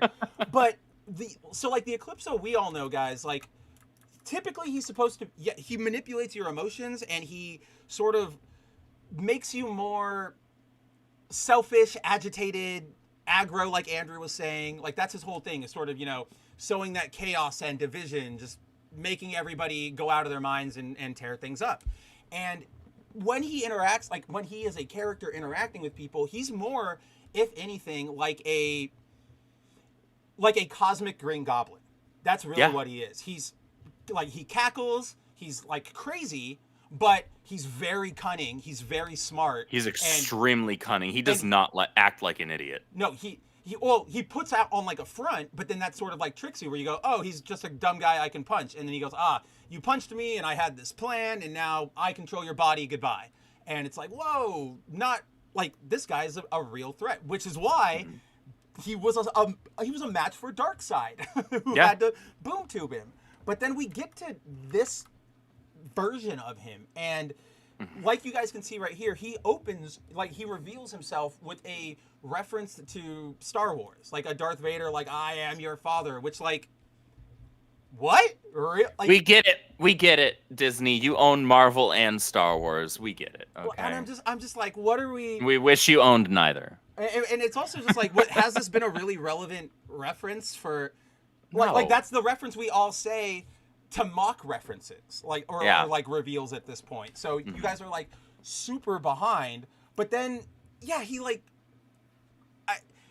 for example, like the best way to do this is just sort of like pinpoint some examples of what he does, because like he does this reference, and then like right before he reveals himself, he's still Warlord, and Wally's like, oh no, wait, he's not Warlord, he's and then he like, I am your father, and then he goes, oh wait, like, oh, not really, I'm Eclipso. Hi, hello. Oh, did that not work for you? How about, I am Eclipso, the hate of the flame, or what? And he does like this big, he's almost trying to be like Loki from the MCU. But with like way less grace and like. He has no regality about it. I think that's the word I think I'm looking for. Yeah, like whatever, that sense of like presence or like you are a serious person that I need to like fear. He's just sort of like a weird cosplay dork. Like, yeah, that's sort of all he. And then he goes into telling like, oh, Wally, I need you, or like Flash, I need you to kill the like my latest like love interest, because if she lives, she's probably going to cause a bunch of trouble in the court, and I've done a good job of trying to keep this place under control, blah blah blah. It's a really dumb thing, but then it's the way he like talks about it. He's just like, oh yeah, you got to kill my crush. Yeah, she's weird, I don't know. And it's just like, you're acting like a weird Gen Zer instead of like the adult 1,000-year-old entity that you really truly are. And it just I didn't know who, like, if somebody was reading the dialogue and I was not looking at the page, I couldn't tell you who any of these characters are. Yeah, no, I mean, Well, like right here, there's a bit, and that's where my like where I'm like sputtering out here is because I don't have the words to describe like how embarrassing like this behavior is, right? Like this behavior is so. We would all, if this happened in real life, we would all be like, "Oh man, like you're cringe. Like this is really dumb." Dude. Like right here, this Wally's talking to him about the plan to kill his girlfriend or whatever. You're a god. This is insane. I'm a cosmic elemental. Whatever. Why can't you do your own dirty work? Oh, I couldn't do that. I love her. Plus, it would totally bum out everyone in the court. And I'm like, what? What is this? This is not. Like, why do you're Eclipso? Why do you give a crap about any of that? Why do you care? Like, it's not even your court. It's Warlord's court. Eventually, you'll probably get bored and move on.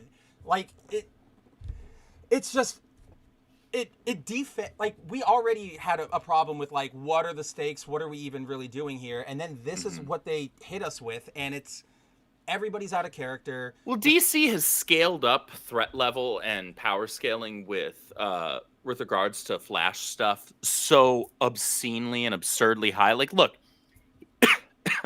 excuse me. He outran it's such a bad issue, it's killing you. It really is. I'm gonna die. Wally outran the concept of infinity.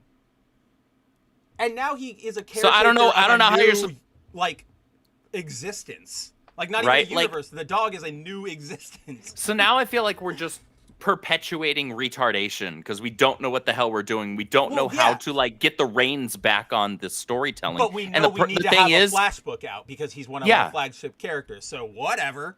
Yes, but what ultimately ends up happening is you just have it devolve further and further. And it's like at this point though, like how do you actually justify having Wally go up against guys like, I don't know, Captain Cold and Weather Wizard and the Top or like all these other guys? It's like at this point, I'm sorry, Zoom and Dawn shouldn't be an issue. Wally should be able to solo.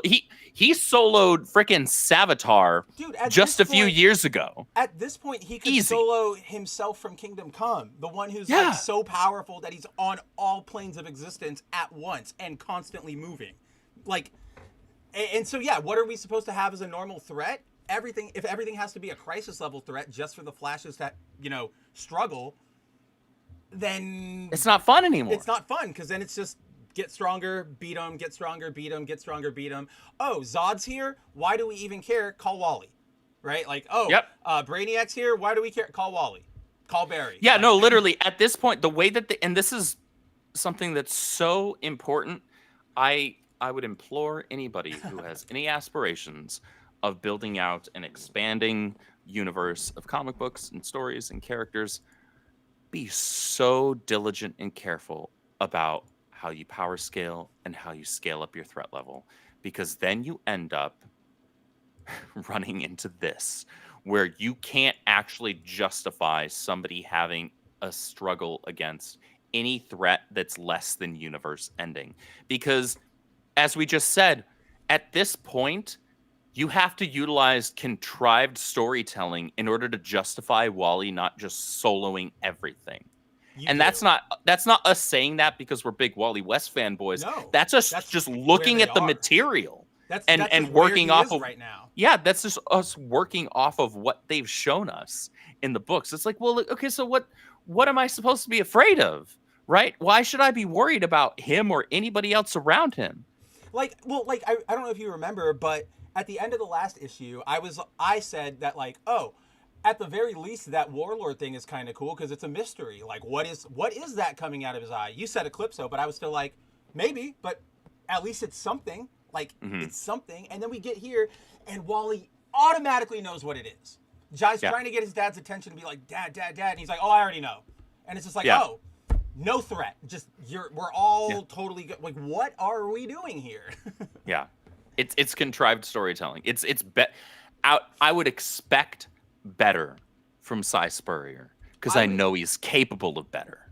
I agree with that. I would also just expect better of somebody on a Flash book with like they don't really have any editorial mandates right now. You can kind of go out and do whatever.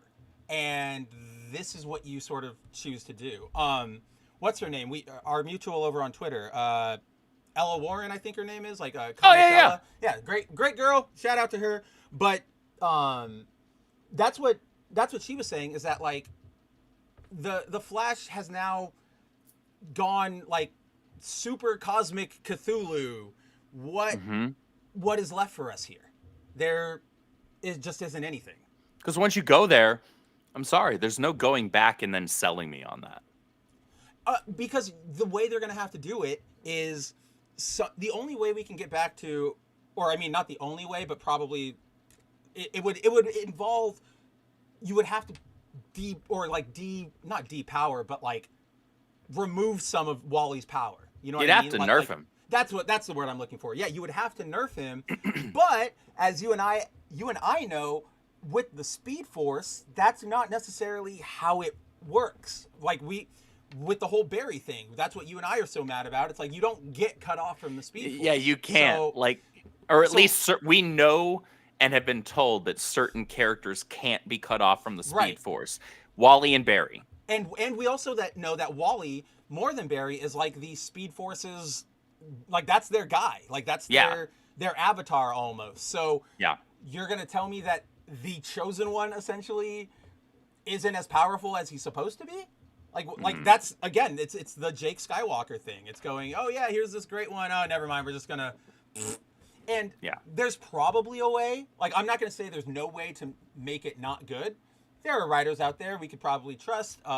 If there's a way to do it I would tell you if I saw it. One DC issue for Hickman. Yeah. And he'll be able to give us a good reason why Wally has to de-escalate his power or whatever, or like reduce it. But I really don't trust kind of the current crop of most DC writers to know what they're doing with that. Like, maybe Williamson and maybe Adams, but even then, I feel like they have a really crappy hand to Jeremy play. Adams was telling... I hesitate to use the word grounded because it still wasn't grounded, but comparative to this, it was more grounded Flash storytelling.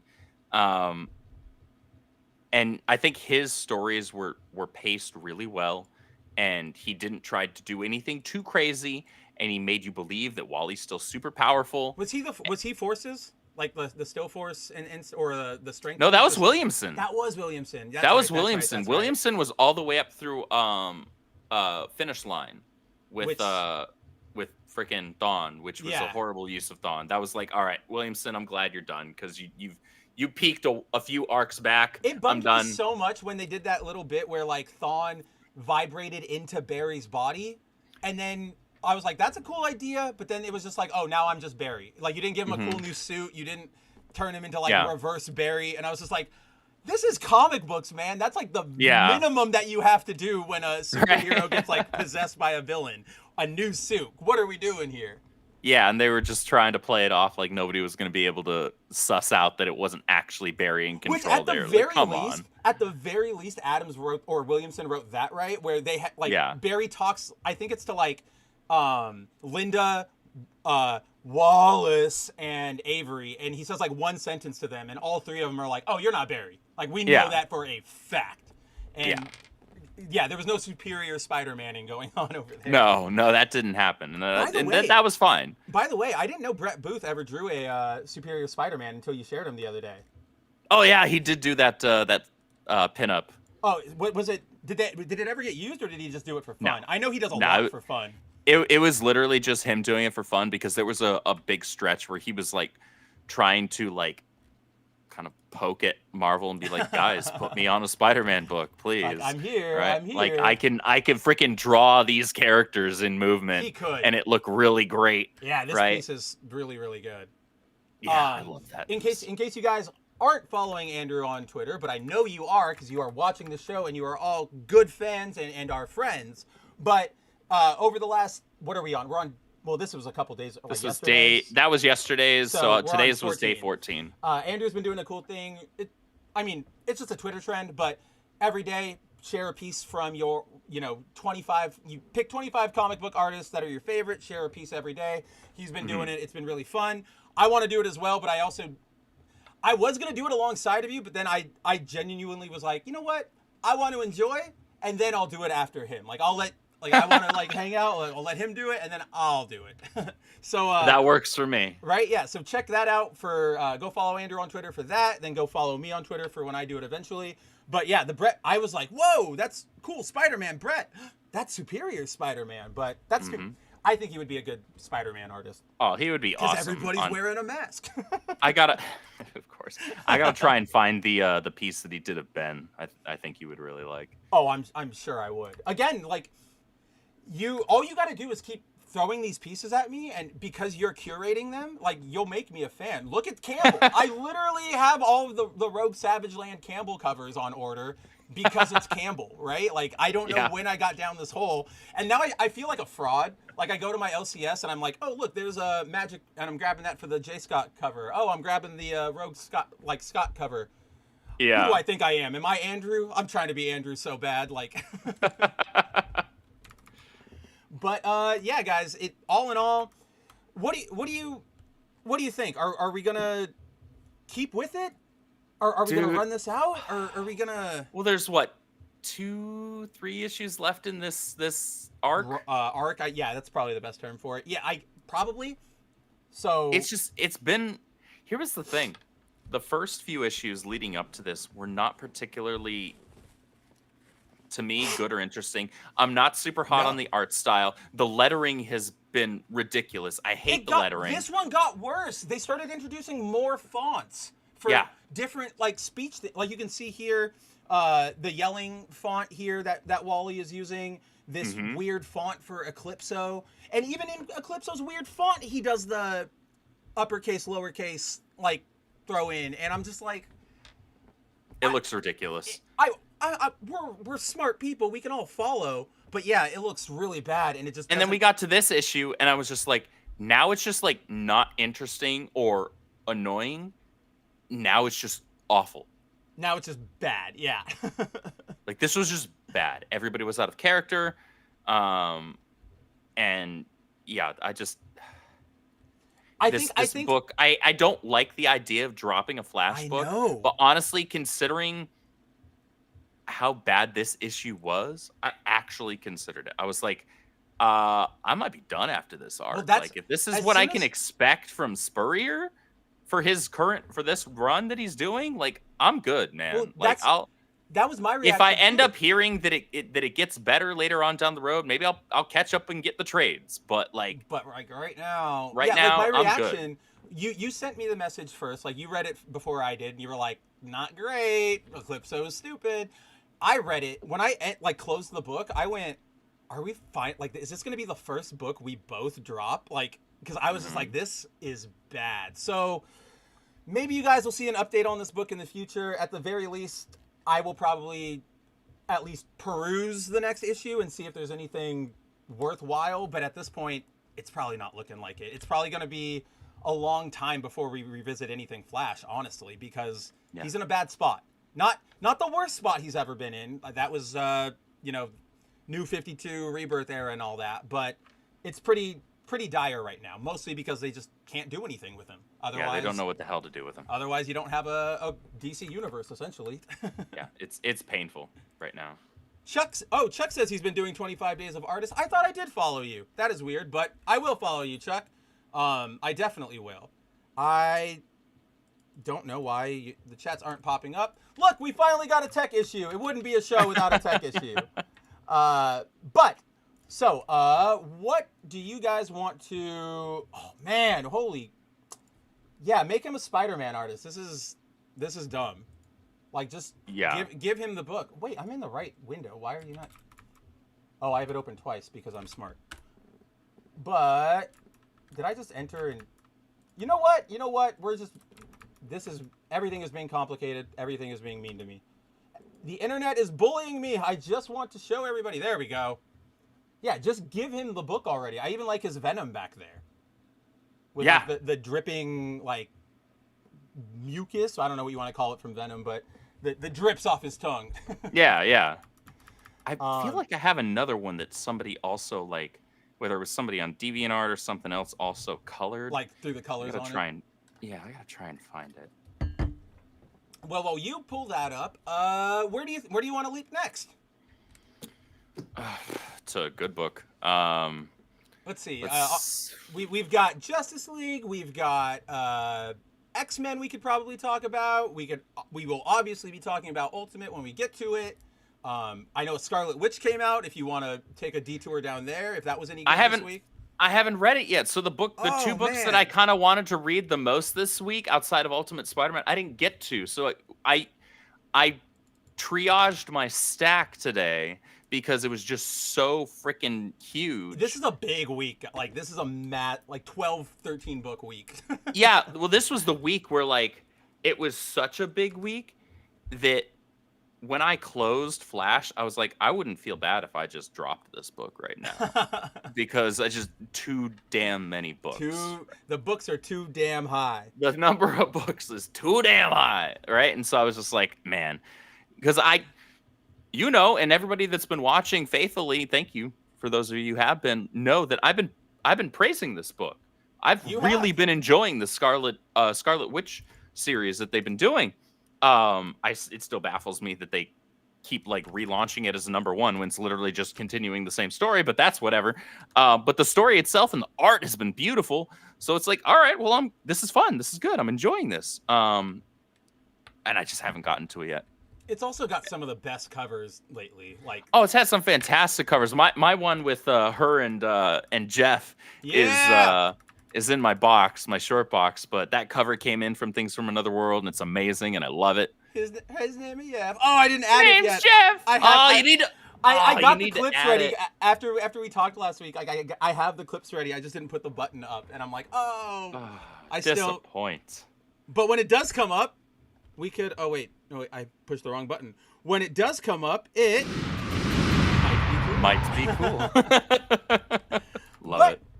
So let's see. No Phoenix, no Scarlet Witch. It's unfortunate. We were both really busy. Like, there are a bunch of books even I didn't get to that I know you weren't reading. So I was like, I can get by these. I tried to triage my stack such that, like, it was books that we consistently talk about together that we're both reading. I know that we usually do like quick hit Scarlet Witch, and we usually go through Phoenix, but I prioritize the books that we tend to both read a little bit more. But yeah, there was just too many books this week, man.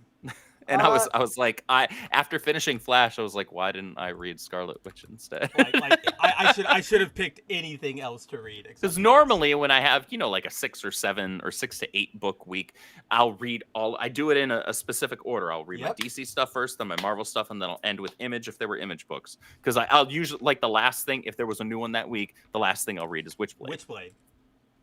Because I can pretty consistently rely on that to be like, all right, that was a good ending point. I'm good now. My stack is complete. all I've heard from like you, from freaking Punk, all the people we know reading it, like it's always a good read. So yeah, that's the perfect like dessert, I guess. Like, make sure the last thing you eat is something good to remember it by. I even picked up the trade of the first arc at my LCS last week because the first trade came out fast. I was gonna say what, and I didn't realize the Image was, dude. This trade's only $10. It is? It's only $10. This would be a $17 DC trade. Dude, and a $20 Marvel trade. That's the price for like a single foil variant cover of a single issue. That is, dude. What are they doing? That's awesome. My foil variant, the Batman foil and embossed variant of Justice League Unlimited number 3 that I got this week, that was a $7.99 book. And this is $3 more than that. This was only $2. It was $9.99. Yeah, $9.99. So I really hope there's 6 issues. And I hope that's MSRP. It is. What the heck? What are they doing? They're Mad Men. Their paper quality is better than the Marvel trades. Absolutely. Like, I'm feeling it here, and because obviously that was going to be my question. I'm the creative manager over at the Rippaverse, and so I've gained a lot of familiarity with like the ins and outs of comic book publishing, production, and all that fulfillment. And so like the paperweight that they're using here is higher than Marvel's and DC's for their trades. Because DC is actually, is it like the cover like the hard gloss paper? It's hard gloss. It's beautiful. It's nice and thick. Like, dude, this trade blows away DC's and Marvel's by leaps and bounds. It's actually ridiculous because DC has actually reverted to using like the super matte pages for their trades because it's cheaper to print on.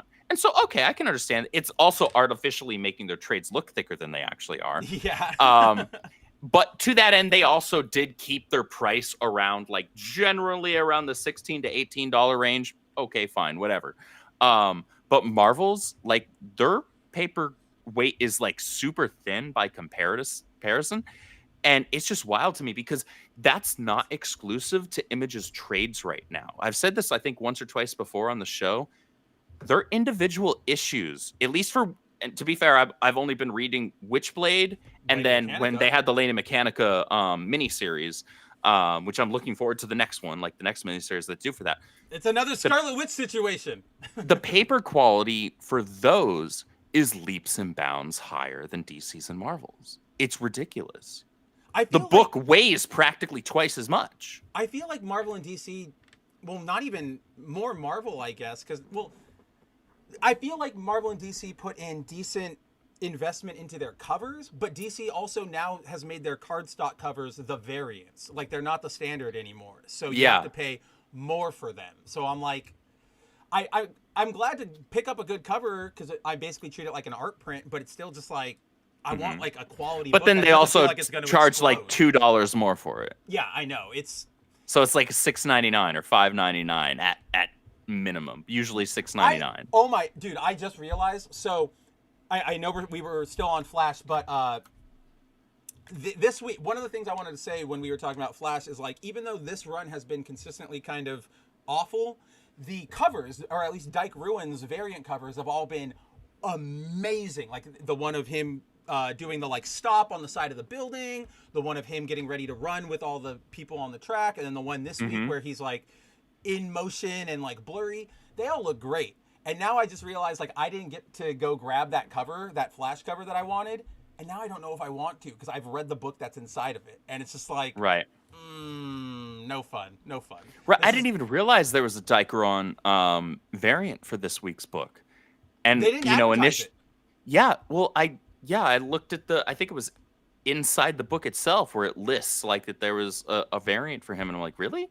Oh, I didn't get that. And then I read the book and I was like, yeah, I'm good without having to spend like, $7 extra bucks. Yeah, exactly. The $7 extra dollars. Maybe like when my LCS has their next sale and everything's like 80% off for back issues. Yeah, like I doubt it was going to be as cool of a cover as that one that we keep vehemently being pissed off about that it wasn't. Why isn't foil? Yeah. Just give Dyke the book. Like, he's such a good Flash artist, and he's way better than whoever is doing the weird noodly art right now. The freaking artists that they have on it, like, look, it's certainly better than I can do, but like it doesn't fit with a Flash story. Right now it looks like that's the art that belongs in the freaking Multiverses book. Yes, actually, no, that's a really good comparison. I was gonna say like a Teen Titans book, but that's kind of the same thing, just like a younger audience-oriented thing. Teen Titans, like, gosh, crucify me all you want, but I loved Booth on Teen Titans as bad as this book was. You know I like his art on that run, even though I hate the actual like story within it. That's the one where I'm like, this is why I want to like Brett. He can do glows really well. Oh, dude.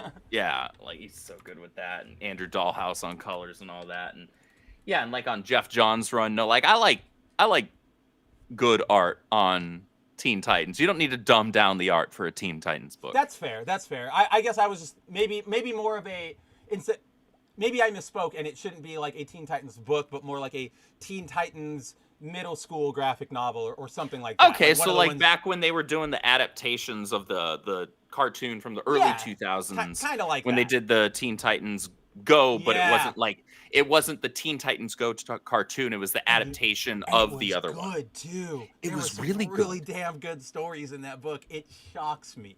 Yeah, it was really good. I used to recommend it to like friends that I had that were like parents and several years older than me that had like little kids, and they're like they want to get into comic books. Like, what are okay for them? Yeah. I'm like, well, let me tell you right away, it's not most Spider-Man and Batman books right now. Yeah. Right? And so that was one of the books that I would recommend. No, I absolutely loved that book. It was one of the very rare ones where my little sister actually got like a mail subscription to it. Like that's how much she liked it, because she just liked Teen Titans. She wasn't a comic book person. She was 8 years old, wanted Teen Titans, but they were all God good. bless her. Yeah, exactly. They would come in and I'd see them on the counter and I'd go, oh, all right, whatever. Oh my goodness. This is really good. Like, even though it's like kid oriented, like this is really, really good. Like, oh, Kid Flash again. Great. It was as good as the cartoon was. Which was still one of the best cartoons. Ever, yeah. But let's see. I guess like I pulled this up, but I really don't know what there is to talk about with it. Justice League Unlimited, it was still not much has happened. Nothing's really. They're doing the thing. I made the joke to you a few weeks ago, but at this point, Wade and Mora's handling of the like Unlimited book is just this page right here, where they go, yeah, here's a detachment of Justice Leaguers dropping in. Isn't this cool? Yeah, and then maybe they do it again later, yeah. But then that's all they have going for it. I still don't care about this. What are they called? I can't even remember their name. The bad guys. They're called Inferno. Like I don't care about these guys. Like there's nothing happening here. And then just more the Inferno stuff just doesn't feel like a threat. It feels like it's a retread of things we've done before, like all over again. We get a kind of I like this little vignette where we see Plastic Man and Phantom Girl and the Atoms working on getting Phantom Girl and Plastic Man their powers back, because they swapped during Absolute Power. And you see Phantom Which that Girl, scene was really just there to set up the Atom was it Atom Project? The Atom Project series. Yeah, exactly. Like I like the scene, but it doesn't fit in the book, and it doesn't actually. It doesn't affect anything. the book that it takes place in. It was just so out of nowhere, and then it ends with the tease of like, weird. Do you want to hear about the Atom Project? And it's like, cool, that starts next week. We got it. Like. Yeah, and look, far be it from me to tell Mark Waid how to write a comic book, because Lord knows the man knows how to write superhero comic books. But the thing is, and who knows, maybe this was a matter of similar to Absolute Power, where this was more of like an editorial thing, like, hey, we need you or want you to set up this other miniseries that we're doing over here, right, or something like that. And that's entirely possible. And I would grant him, and honestly, as much as Mark Waid is an absolute psychopath in real life, as a superhero comic book writer, he is among the best that's ever done it. And cannot deny. And two things can be true at once. And the fact of the matter is he knows how to do this. But I would say, for those of you who are maybe aspiring writers, if you want to set up something, if you have a vision for what it is that you're writing, when it comes to comic books, or really anything, but especially in comic books, it's a visual medium, and that it's more appropriate to this channel. If you have a long-term vision for what it is that you're doing, and you want to start laying some foundational groundwork, dropping some breadcrumbs and hints in a book that's not going to pay off until a later book or another series entirely, you really need to do that in such a way that what's happening still has some sort of relevance and impact on the plot of the book that it takes place in. It shouldn't just be a cameo for cameo's sake. It shouldn't just be, hey, it's pretty obvious. Your reader shouldn't get to that page. Well, they're clearly trying to set something else up down the line, but it doesn't have anything to do with the story that I'm reading right now, right? You don't want to waste your reader's time. There are ways that this could have worked, but to Andrew's point about this sort of just being thrown in here, this book hasn't really been dealing with the power stuff.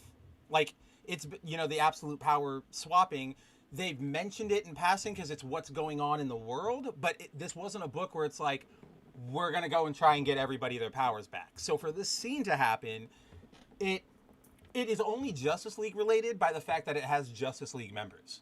And then, they go Atom Project. So, again, I like the writing in itself in this scene is good. It doesn't makes sense in the book, and I don't know. This book is getting really boring.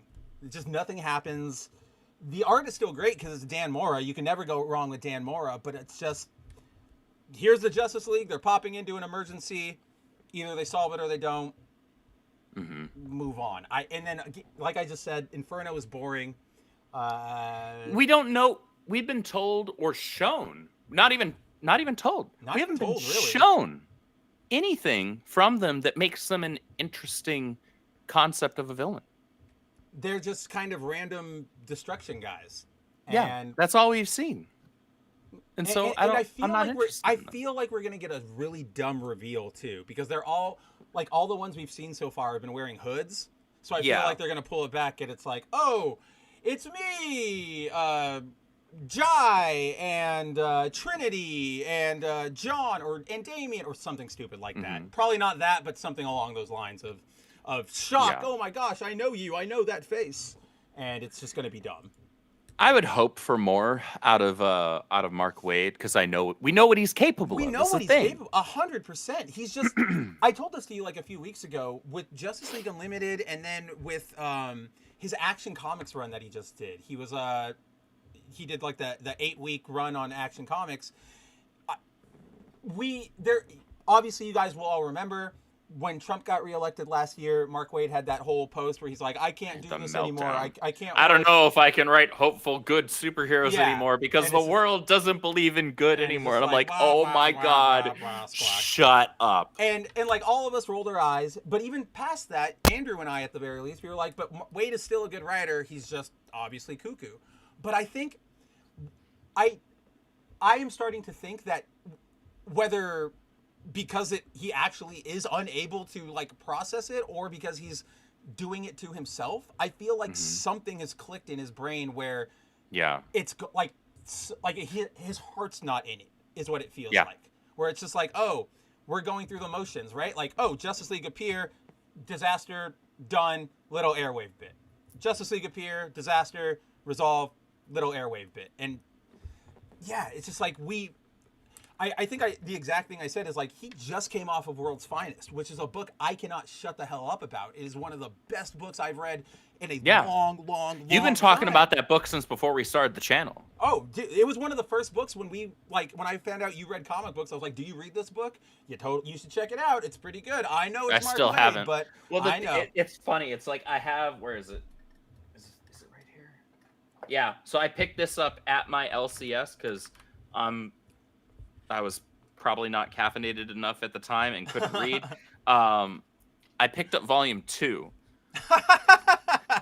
I thought I was picking up volume 1, and I picked it. Well, because, dude, it used to be... The cover does look it, too. It does look like a volume 1, but the thing is, there used to be, they would either have it on the spine, right? Or, like, right when you open the page. Oh, they don't do it on the spine anymore? No! They didn't do it on the spine, and they also don't have it, like, for a while, DC had also started doing it on, like, these opening pages, and they'd have it, like, in really large font as well. I just realized I was out of camera. But, like, it would say, like, volume 1, like, right here, or on the other page. You know where it is? The only place that I found it? On the back, near the UPC. Whoa! Right above it there. That is so tiny, too. And I'm like, okay, like, look. I've read the Bible, so I know what small font looks like, but shoot. Like, that's not where you put that. But also, if we want to point to the Bible, like, the main verses still have the big, like, 2 in front it's of like it. So, giant 2. It's like in 72 font compared to the normal, exactly. Like, and then 3. it's just like the little issue marker, essentially, on, like, the verse where it's like, 2, 11, and then the 11's really small. But this should be blown up. That makes me angry that it's not on the spine. Because that just breaks everything you sort of know about marketing anything. Like, it made it extremely annoying because it was like, well, I already bought it. I guess I'll just have to grab volume 1 eventually. But it's like, obviously, I'm not going to start reading the series with volume 2.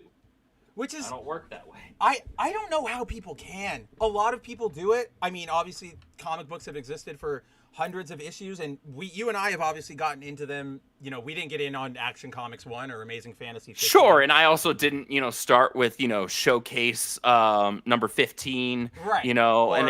Or a Flash Comics. Yeah, exactly. So, fair enough, but still these days. Yes. Right. Like it would for somebody who's trying to catch up with a trade specifically, with a trade. That's so you would think. Who did that? There was some like Marvel and DC have done this before where they like start their spines in one style and then that's what it was. That's what the DC Tomorrowverse movies. Do you remember that where they were like they had an image going on their spine and then I think at like Crisis all their plans changed, so all of a sudden they just stop, and so you have like 8 movie spines with this connecting graphic and then blank. And I've seen that. It drives me nuts because ROCD, but also just like that's your product. Do you not care? Do you not care about your presentation? That's part of your marketing. Like, if anything, people might buy it just to complete the image, just to complete the set. Like, imagine if you guys you did that for like ISOM 1, 2, 3, and 4, right? There's like an I or an R logo on the thing, and then you didn't do it for the last one.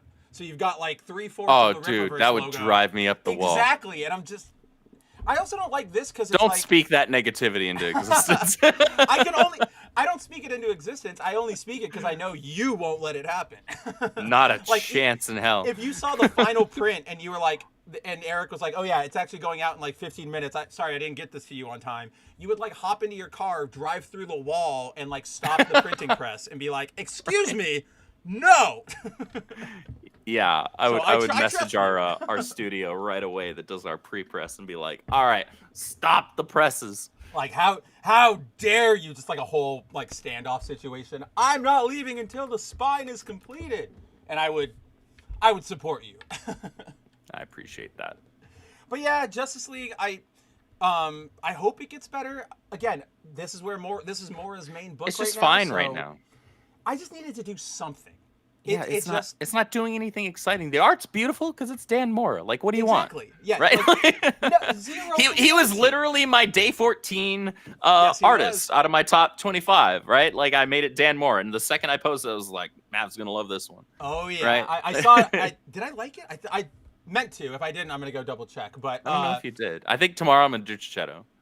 Oh, dude. Oh. Well then. Well, if you're gonna do Chichetto tomorrow, we might as well just do some Chichetto today. So. Oh my God, this book is so good. I guess there was an Uncanny X-Men issue this week, guys. It's weird. It's fine. It was kind of forgettable for me. It's definitely a filler issue. It's still written by Gale, but it does feel a little weird. There's some weird dialogue moments. The art is it doesn't align well with a lot of what the storytelling is doing. And there wasn't a lot of interaction between like the main Uncanny X-Men that I'm here for. Like, I'm here because it's got Remy and Anna Marie and Kurt, and we barely got a blip of them. And then to your point, like the art just like I messaged you. I like opened the book and I was like, I'm gonna wait till the last minute to read this because I closed it and I was like, I'm not in for it. Well, like, I'm not here for it. This is the thing I was like trying to get at, is that like the art doesn't line up, because there are moments. So like, for example, right here, all the Uncanny team, they're like hanging out. They're sort of recap. What do we do next? Grab a beer. We beat them. Now what? And they're talking. And right here, Logan's saying like, just saying, you make a pretty fine leader, lady. Scott and Chuck could be proud. But he has this face of like, he looks like he's like talking crap to her. Yeah, and I'm like, what? But okay, what are we doing? So is he mad? Is he not mad? And yeah, it was just sort of, it didn't really help.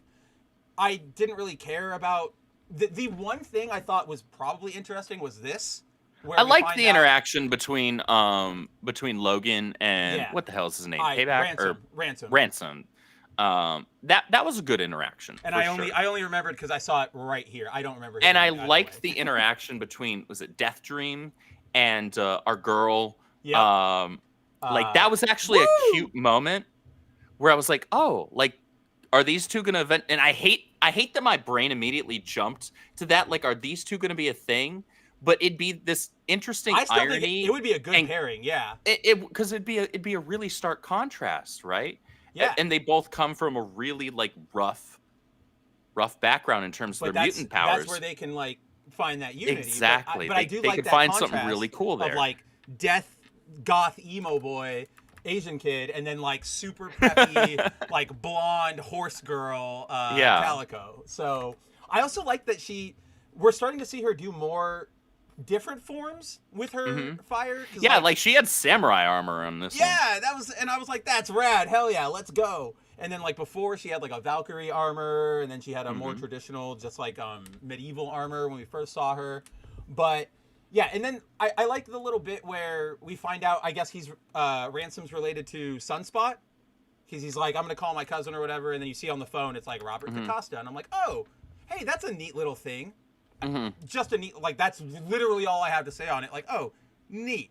But then, yeah, the rest of it was weird. I really wish we could see the alternate universe where David Marquez handled this book, because I feel like it would have made everything make more sense and come across better, because he knows those subtleties of like what Gale is saying. So like that, or let me rephrase that. He knows how to draw characters with like subtle expressions, so that Wolverine moment, he would have been able to draw a Wolverine who might be like complimenting, but even maybe has like a bit of a like a droop eye, because he's like, maybe he is like nudging her a little. But yeah, this book would have been so much better, not just because I like the art style way more, of course, yeah, but also because of the subtleties, just as you said, that he would have been able to add into their expressions that would have made those moments probably land a lot better. And this was okay. This one was also weird for me because like, and this is where I go back to the art, right? So we get this little scene where Calico is going into a barn and she's sneaking in there. What's her name? Tempo. She sees her and she's like, oh, I'm going to go investigate. We find out that it's Calico going to go do like dance practice, and then Tempo. I actually thought this was cool because of Tempo's powers. She's able to like mimic anybody. So she's like, oh, I'll do the male dancer part. I was like, yeah, she was just like best male dancer or something like that, whatever it is that she says. Right. Yeah, best ballet dancer in the world, male, right? And I was like, oh, that's cool. Like, I don't know. It was a good use of her powers. Nice little moment for Calico.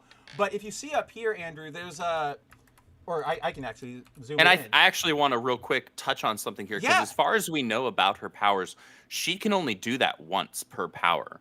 And so she chose to do that to support her friend. Right. And to like actually give her friend this good moment. Her friend had never been allowed to actually dance with anybody. And so she expended that usage. Not that that would have had that much practical use outside of that, right? But she still chose to do something that she can only do once for her friend. And guys, that's actually really cool. Look at what Andrew highlights here, and then go look at Exceptional and just see how different the handling of like Teenage Mutants are. Right? Like this book is still working in that framework that we hate of, oh, mutants are oppressed again. We hate them all, yada, yada, yada. But it is doing something different. It's making us care about the characters. It's not just going, oh, you had a bad freak out at school. So, but yeah, in terms of the art, so yeah, Calico goes into the barn, Tempo follows her, but then there's this shot up here where Remy he asks like, what is they doing in there? Dunkel Brow talking to Kurt, and he's like, I don't know, Prince of Thieves, but whatever it is, it's private. I was so confused by this because like, can you see inside the barn? Do you know there's activity going on in it? There's no light coming out. If I saw that, I would be like, somebody left the barn door open. The dialogue would have been more like, those dang kids ain't doing the chores or whatever. Calm down, Remy. Let them have some fun. Something like that.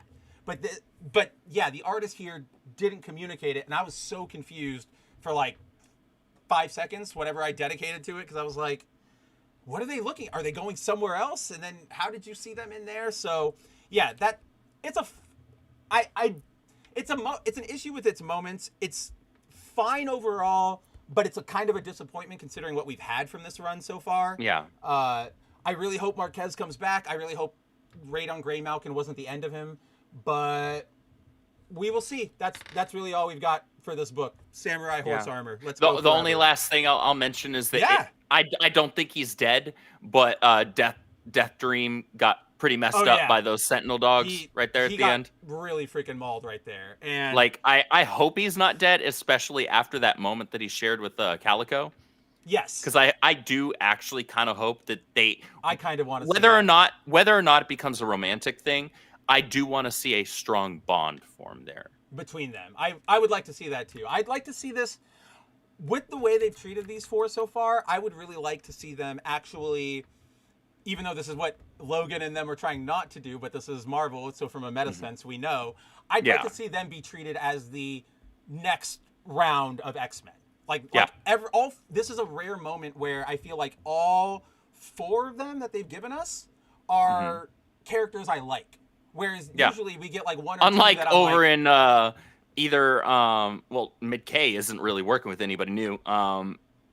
Freaking Exceptional is just I don't care about any of them. I don't care about any of them. Like there's the one dude that's green or blue depending on the coloring at the moment.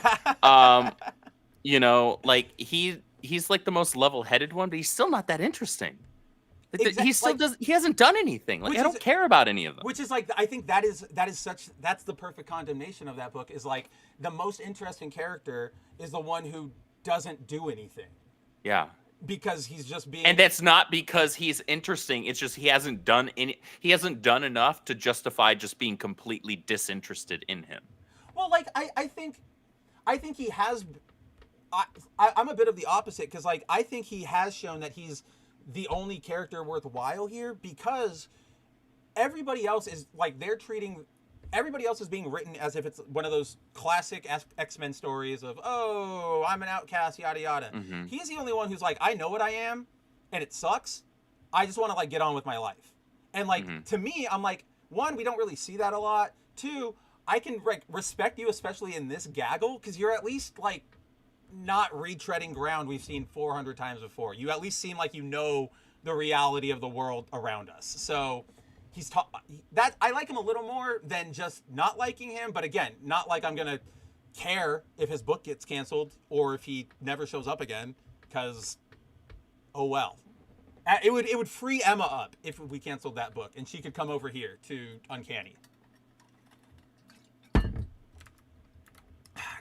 Keep Gale and then keep Eve Ewing as specifically an Emma consultant. But yeah, so that was Uncanny. It's fine, guys. Hopefully it gets better. We will obviously let you know. But yeah, now let's get into some actual, genuine Kino. Like, guys, this book is... I made a joke to Andrew earlier because after he read it, he was like, the Ultimate Spider-Man 13, that's in the thumbnail, make it happen. And I was like, I don't even know why we debate when there's a week with Ultimate Spider-Man. If there's a week where Ultimate Spider-Man comes out, it's in the thumbnail. It is, like, go look at our 15 episodes so far. Every time there's a Spider-Man, we have tagged it because this book is just, I don't have enough words of praise for this book. I read this book and I have jaw-dropping moments. I have moments where I want to run to Andrew or, you know, like Exalted Speed and speculate on things and share moments.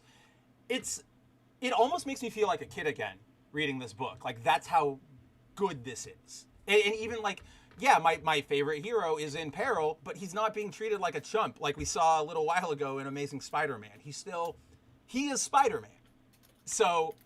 this book, as this issue, if you guys will all remember, the last issue of this book was that amazing Christmas issue with MJ and Gale where they sort of reconnected, put water under the bridge, you know, came together as a family, and then we got that amazing ending stinger where Gwen calls MJ and says, have you seen Harry? He hasn't been back, and he went with Peter, and then all of a sudden, the Peter she was hanging out with for the Christmas party takes down his, or like reveals he's actually the suit. Not actually Peter. Yeah, it's actually, just the suit. Which is, it was a crazy moment. If you guys go back and watch the show, both of us are just like, what are we, like, oh my God, this book. We probably don't even sound coherent as like real human beings.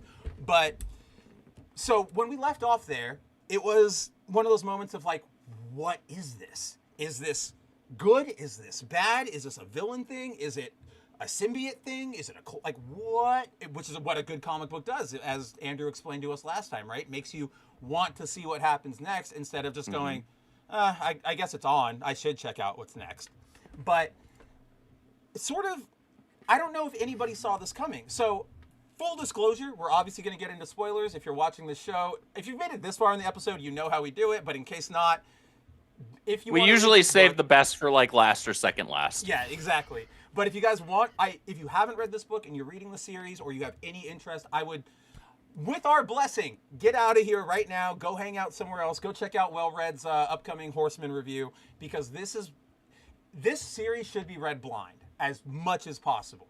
Like, I genuinely feel a tinge of sadness that there will be readers out there who don't get to experience this monthly like we are, because that gap is really, really benefiting its storytelling, its pacing, its ability to sit with us, right? Because it's making us really.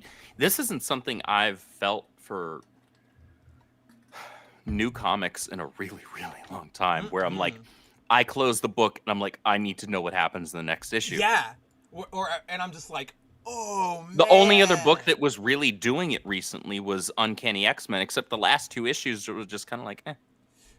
I hope we get back on track, but you know, last month's issue and this week's issue were just kind of and it's what sucks is that like we can't even really begin to get a read on what Uncanny is going to be like right now, because those two issues, yes, they're bad, but they're also in outlier spots. Like it's right on Graymalkin, and then it's filler to get to the next arc. So I wouldn't expect that much from it, but then what I'm getting is even lower than that. So here's hoping. But like I really want her to get back into form. I can't think of the last time I was reading a book and I think that to me is the biggest selling point. What I said before is like, I read this book and I want to run over to you like a 5-year-old and be like, oh my God, look at this. I don't remember. Most of the time I come to you and I go, hey, you want to see something stupid? You want to see something really stupid? And that's what makes me share things with you. But now I'm like, This is a good thing. I want to share it at all costs.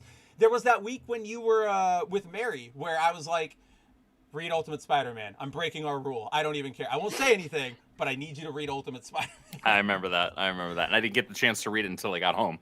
I know, but it was worth it. It was worth it. So, this is where we're picking up. I feel like I need to remind people of this because, and maybe this is just me projecting because I forget every time, but one of the things that I think is really great about the story is still the active like countdown time that they're doing, that each book is a month of time because we're trying to get to that. The Maker comes out at the end of the year. We're going to see the Maker come out of his city with all of his new army and see what he has for us. So so the last issue, Christmas time. Now we have fast forwarded. We are in January, and we open to see that Spider-Man is still operating, the 31st of the month. So we have gone about 2 months-ish, or at least 1 month, with Peter being gone. He, like, straight up just gone. And we open the book, and we see Spidey's taken to the skyline, and he's got sort of a symbiote suit on. It's basically the symbiote suit, but with the web still on it, so kind of like the Raimi suit. This is actually one of the suits that Peter tried on with Mayday back when he first got it, and he did like the Iron Spider, the Ben suit, and then that. Yeah, so I was like, oh, hey, that's a neat little throwback. But then we learn it's actually Richard underneath the suit. And so for the last month, Richard has been out Spider-Manning. And we learned that I really liked this because this is a good twist on the symbiote. We learned that, so again, it's not the space symbiote take over your mind thing. It's a nanotech suit developed by Tony Stark that has an AI in it. That, if you guys remember, Otto Octavius, like way back in the day, was like, "Oh, I can program your suits, Harry and Peter, with AI in them. What do you want?" And Harry was like, "I want my dad's voice." And Peter said, "Make it me. I'll just talk to myself." And that, I remember complimenting at the time. I'm like, "That's such a fun way to do the how does Spidey like banter to himself like type of thing. Like that's a cool little thing." So it looks like the suit is fully imprinted with Peter. He is serving as both Spider-Man with Richard and then Peter Parker with the rest of the family, where we get a fun little bit right here where Richard is trying to, just figure out what the whole situation is. And he goes, "Wait a minute, my mom, are you?" And then the suit's like, no. Peter gave me 3 rules. 1, never touch MJ.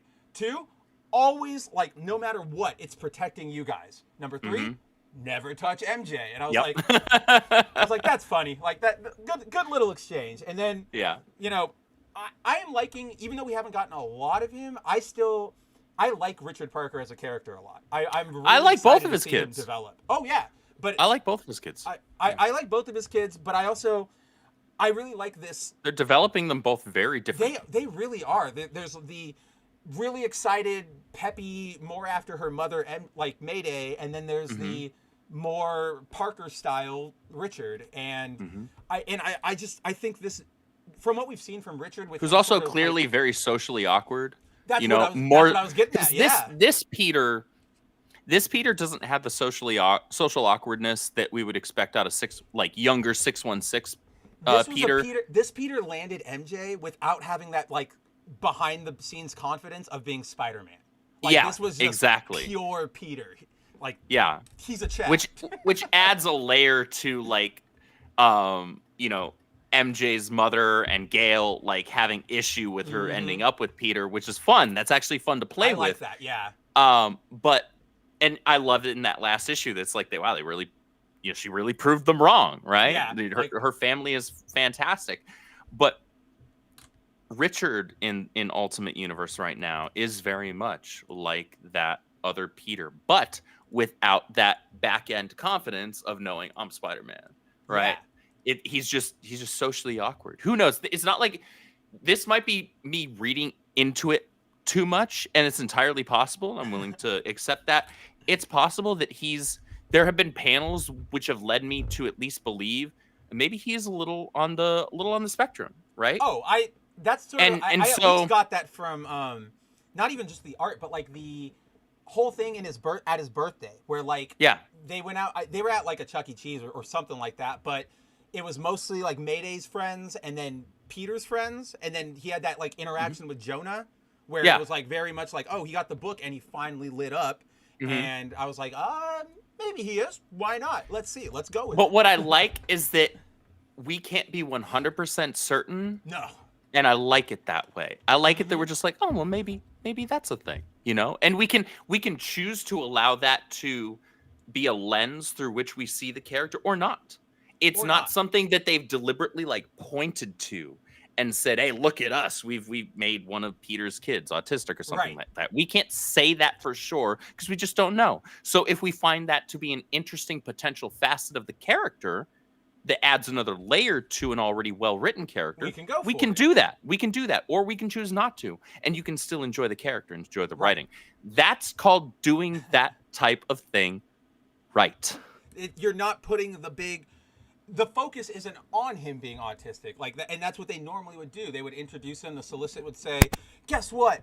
The first autistic hero in the Marvel universe or whatever," and they would highlight it, and then everything, instead of being about this is Richard doing stuff, it goes, this is about an autistic character doing stuff. And from then on out, you're not a character per se, you're a prop. And so I think, I also think like in a slight asterisk, I don't think Hickman would do that. Like if they said like we're doing autistic, I think Hickman of all people would probably be one of the people to handle that. He'd make it more subtle. Yeah.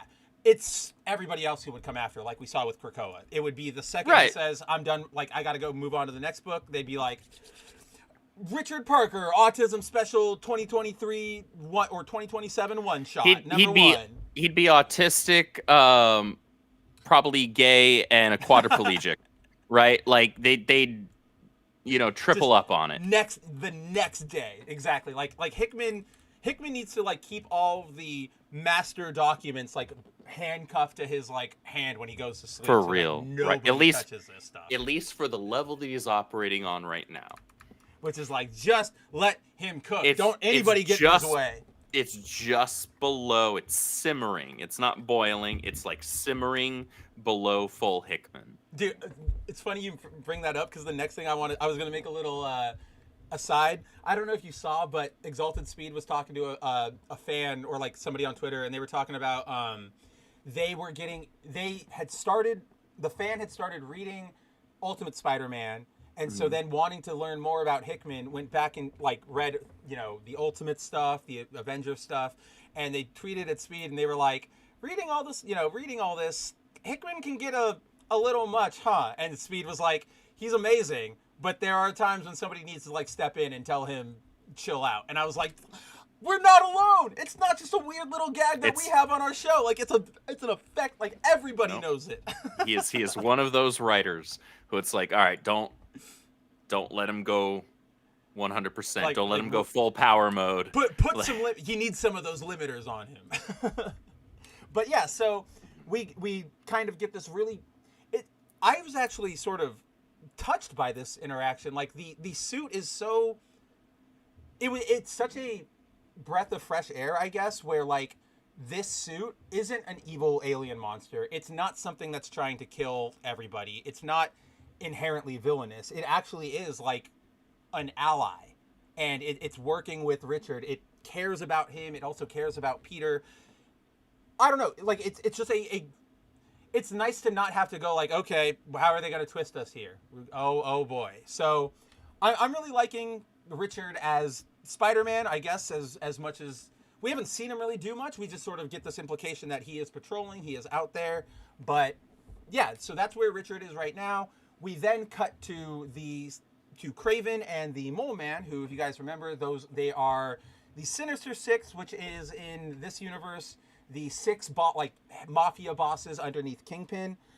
Basically, we get a discussion of Kraven kind of talking about his plans for Peter and Harry, where basically he is going to hunt them, right? So he brings him down to the underground. I forget. There's like I know there's a name for it, but he brings him to the Mole Man's world, and we actually learn that that's where this 6160's Savage Land is, which I thought was pretty interesting. So instead of being a very public discoverable island, it's like kind of like Hollow Earth. It's kind of like King Kong, where it's just underneath everything that all these creatures were able to flourish still. So yeah, we learn that that's what Kraven wants to do. He wants to, as Kraven is, he wants Harry and Peter to, give him the hunt of his life. So he drops them out into the middle of the Savage Land, tells them to go, and that is sort of where we leave off on their story, where Peter and Harry, without their suits, so Harry's kind of, on the losing side of this right now, but Peter's got his powers. They've got to survive. If they don't play Kraven's game, Kraven is going to go and kill their families. So that's where we leave off with these two. Then we end up on something I think has a lot of interesting potential. We end this issue with cutting back to Richard, and he's slinging around as Spider-Man, and he gets his web line cut by Black Cat, who, if you guys remember, Felicia's dad was the Black Cat a couple issues ago until he tried to tangle with Harry and Peter. He was put in critical condition. Well, he put himself in critical condition. He threw himself off the building when he knew he was going to lose. So now Felicia is under, classic sort of villain superhero misunderstanding, where she's like, you hurt my dad, you went out for him, I'm coming to get you, like this is my revenge. But she has no idea that it's Richard under there. She has no so what we're looking at is this meeting of two legacy characters almost, and I think that's going to be a really interesting dynamic. They're both young, they're both teenagers, they're both trying to follow in their dad's footsteps, do right by them. I would be up for this for being a relationship too. Like, I think there's some potential there to avoid we're not going to get Peter Black Cat, obviously, because MJ's here, and Black Cat is like 12 compared to him. So, yeah, that is where we leave off. But overall, like, again, maybe there's not a bunch of action, but the writing in this book is so... Hickman gets the characters. He understands the setting. He doesn't go bonkers. I don't know. It's a consistently good read, and every page turn, you can expect to get something out of it. Mm-hmm. I don't know if the only other thing I really have to say is, I don't know if you noticed this, but on this panel or on this page, there's that middle panel of a T-Rex lying next to a pterodactyl, but it's not a pterodactyl. I'm pretty sure that's Sauron, or Sauron, however you want to say it, like the mutant dinosaur dude, because that thing has legs and is wearing pants. Can you zoom in on it? Yes, I can. Yes, I can. Because I didn't even catch that. Ba-boom. Gosh. Oh, you might be right. It's Sauron. He's in the Savage Land. He's hanging out with the dinosaurs. He's just there. Dude, I think you're right. And I was like, I think that was Hickman being kind of sneaky. That's what I think so too. And I was like, oh, hey, that's cool. Like, I don't really care about Sauron, but that's one of those, like, the world feels bigger and you get to see everything. And I was just like, oh, that's neat. There's Sauron. He's in the Savage Land. But yeah, good. Again, best issue. This is at least my issue of the week. I want to see more of, I want to see more of this symbiote Richard thing. And what happens when Peter comes back? That's going to be a hell of a, arc. Does Peter stay as Spider-Man? Does he give it to Richard? Do they have, I don't want to say, a fight over it, but, a dad-son, spat over it, no, Dad, it's mine now, blah, blah, blah. Oh, you're too young. That kind of, thing. There's so much that can be done here. And I kind of am almost excited for almost anything they do that isn't subverting our expectations just to subvert our expectations. If they do a weird rug pull, I think everybody will be really mad. But at this point, I have enough faith to... If I were a betting man, I would say that this is however Hickman ends his run is going to be phenomenal. But after that, yeah, as always, who all bets are off.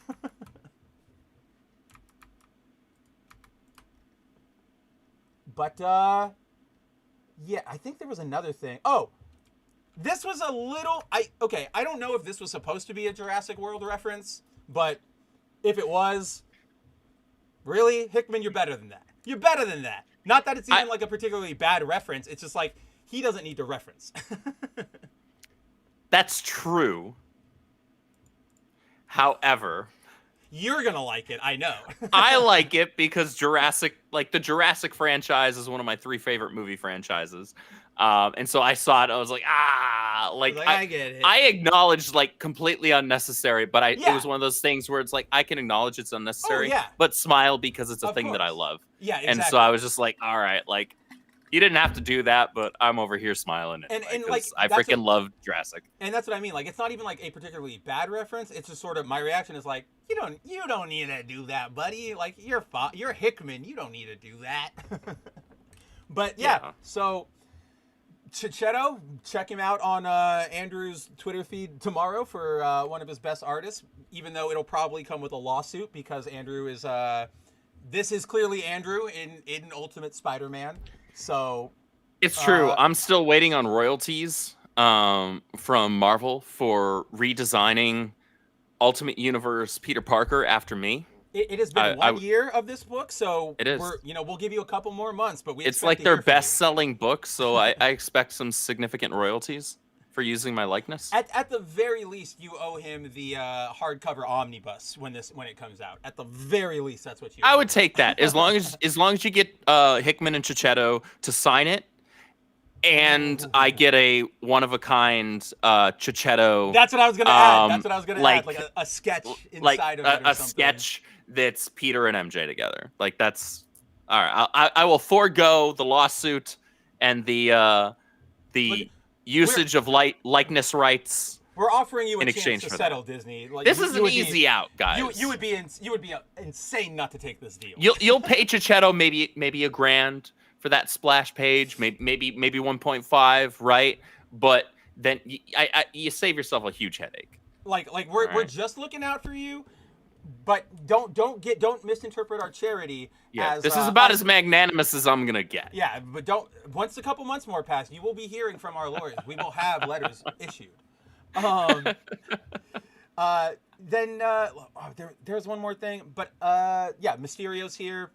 A lot of people are speculating Gwen might be Mysterio, which I don't really have thoughts on that. Just it's something I've seen. How are people coming to that conclusion? I'm curious. I haven't heard that actually. I think it was the fact that like I think what people were doing were like Gwen was the one who was able to sell out Peter and Harry to Kraven because she knows them and she has an into Kraven because she's Mysterio. I think that's what people were saying. And I'm like, weak evidence, but also it could be a thing, but I don't really have an opinion on it. It all kind of, I guess, depends on how it works out. Obviously, we know the Gwen-Harry thing is going to end tragically. We know that. Yeah, interesting. Okay. We'll see. We will see.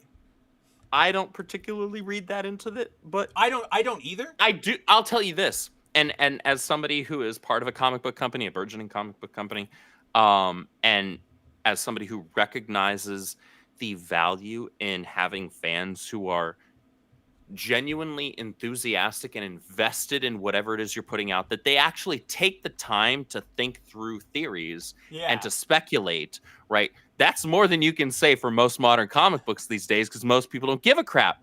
The fact you have people speculating and trying to look into that and read into that and theorize, that's more than you can say for the vast majority of Marvel comics in the last decade. It's probably more than you can say for most comics.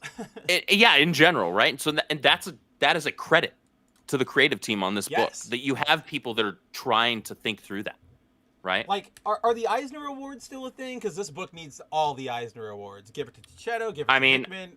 I would give it to him, that's for dang sure. Or the Inkpot Awards, I don't know. Once you get to like more than one big industry award, I kind of feel like they don't matter anymore. Yeah, it's like, all right, guys, we're still doing this? Okay. One thing I really am curious about with this whole symbiote thing is I really want to see what's up with MJ. Like, what is she, like, how does she handle living with basically a homunculus of her missing husband? And she knows he's missing. That's what I mean. We know that she knows he's missing, thanks to Richard's dialogue with the symbiote here, right? And so we're like, and she knows that like the suit is Peter. Like, she knows the suit is there. and that's extra interesting because you had that moment in, what was it, issue 3 of the series, where she has that one-on-one with Peter, right? Yes. Where she 3, 4 early. It was like 3 or 4, right? Where she's like, so when do I get to freak out, right? And he was like, I'll tell you. Like, that's, and we know exactly what we're talking about, though. When do I get to freak out speech? Right. It was like, when should I actually start to freak out? When do I get to freak out? And that's like, now. And he was like, I'll let you know. I will tell you, right? It's like, right now Peter's missing. He didn't get to tell her, like, yeah. So, you know what? You have, like, she has all rights to freak out. I really want to see how she's handling it. There's probably some funny interactions with her being like, I for a second I thought you were really him. Stop doing that. And he's like, oh, sorry. I would genuinely want to see. I'm kind of bummed that we didn't get to see at least a few panels or a page in this book of like the interaction. Maybe we'll get that in the next issue. Who knows? Of the interactions between MJ and this symbiote that's like standing in for Peter while Peter's missing. Like, what does that look like? Especially because, like, I imagine that it involves them trying to put on airs that everything is fine. So, like, if Ben were to come over, Peter, come hang out. Like, it's your uncle. And they all have to pretend it's normal. But they're all just like, oh, man, like, what what are we doing here? Yeah, we're in a bad way right now. Exactly. Yeah, exactly. Like I definitely really want to see that. I want to see does he interact with Mayday at all? Does Mayday know? Because maybe she doesn't. Maybe she does. There's so much potential here, and look how insane this is. We're going. I want to see the civilian marital like side of a book over whatever is happening to the main action hero, which I think is a testament to the writing here, because we're just so invested in the drama and like what can happen next. Anything can happen. Are they going out? Like, have they gone to attend functions or something together? I don't know. I want to see it. But yeah, that's all I've got for Ultimate Spider-Man. Go read this book if you are not already. That's all I can really say. That's all we can really say at this point. Like, look how classic comic booky this is. Kraven hits a button and they drop out of like a mountain face into a land of dinosaurs. That's it. What more could we possibly want?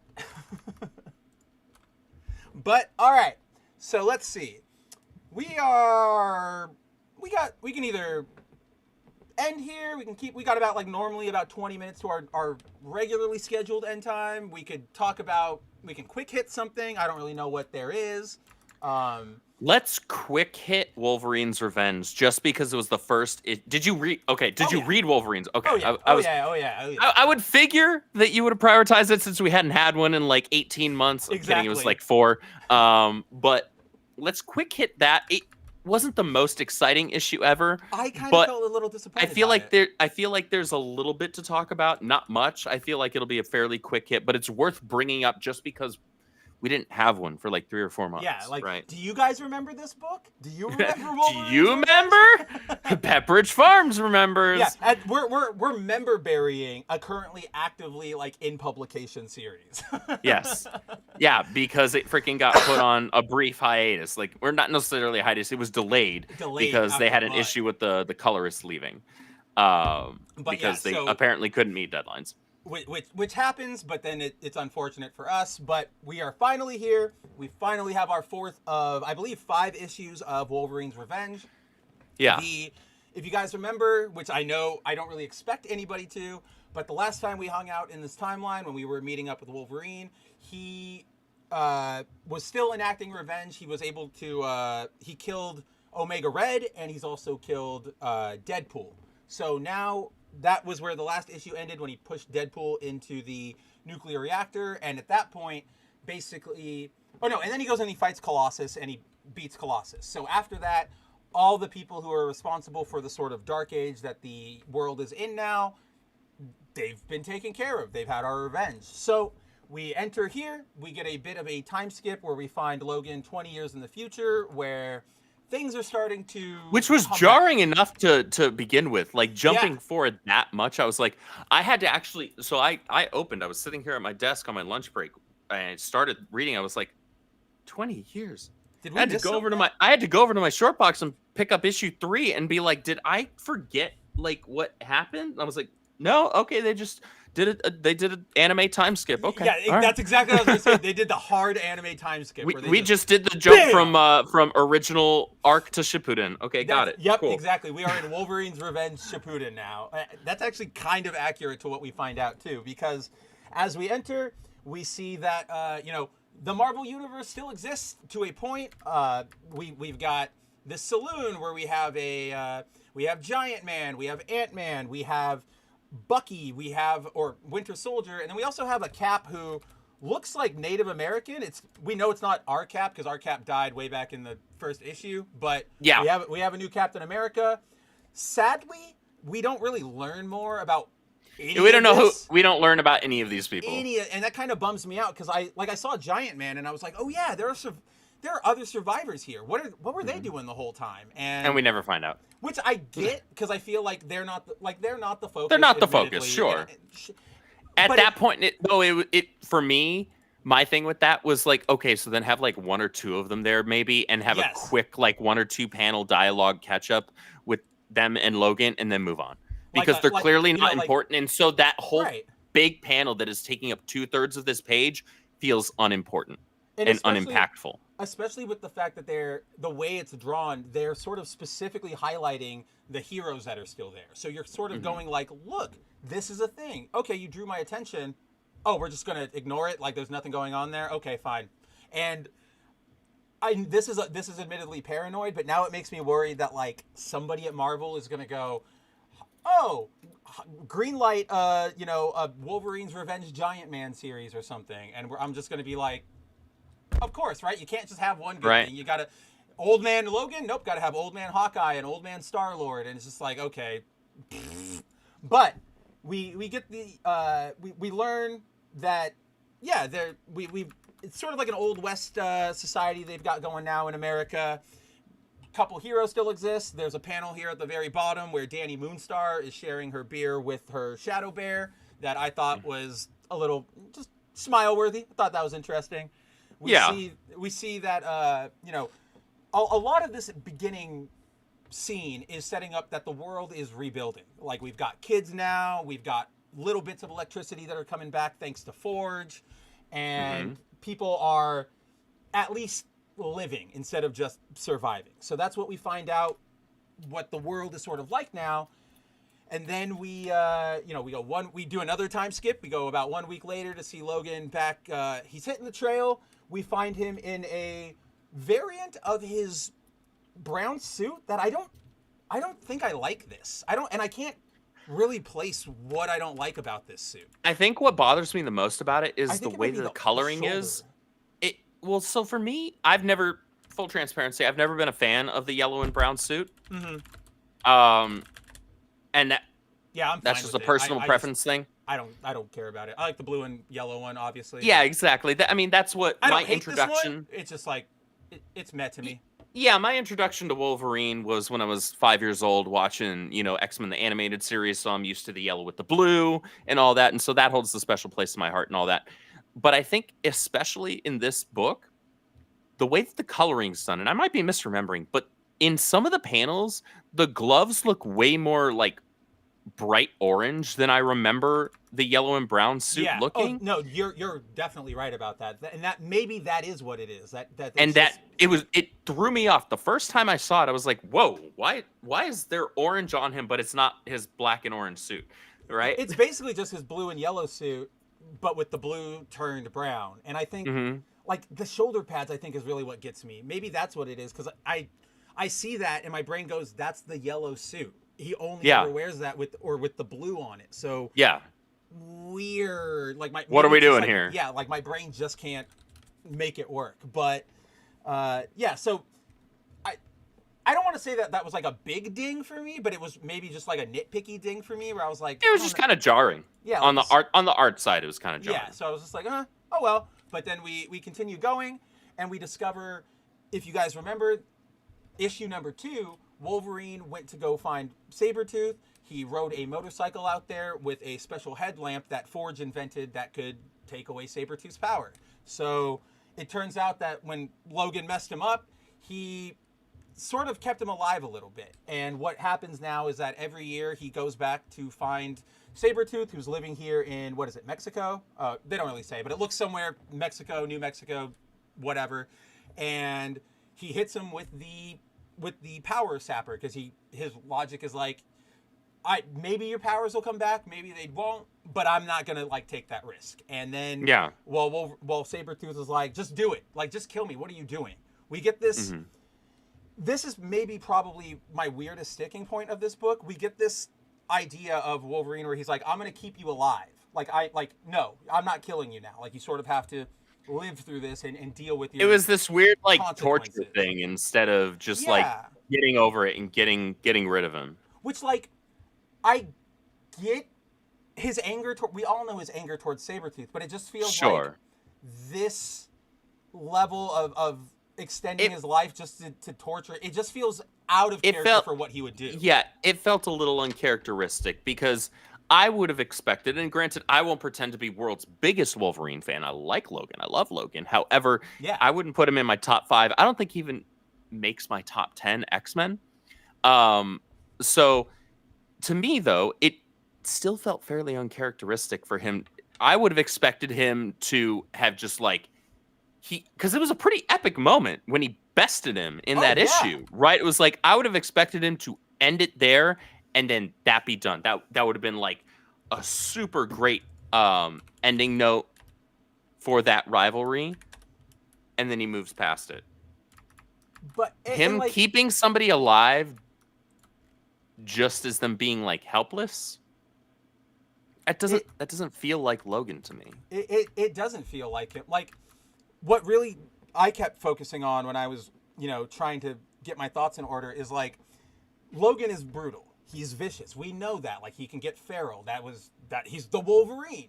But he's also like, not to be weeby, but he's like a samurai, right? Like, he has that code of like, I have to do what I have to do, but I'm not going to go out and cause unnecessary pain. I've done enough of that in my life when I was Weapon X. So, like, I get that this is his big rival who just tortures him, but it doesn't feel like, right here where I have like the final page of issue 2 where they fight, this should have been it. They scrap here, guys. Like, it's blood. It was a pretty epic fight. It's a good fight to like put a stamp on them. And if this was something where like Sabretooth somehow was regenerating and they could not end him, so Logan has to check in on him once a year and, I don't know, update the safety protocol, that's a different thing.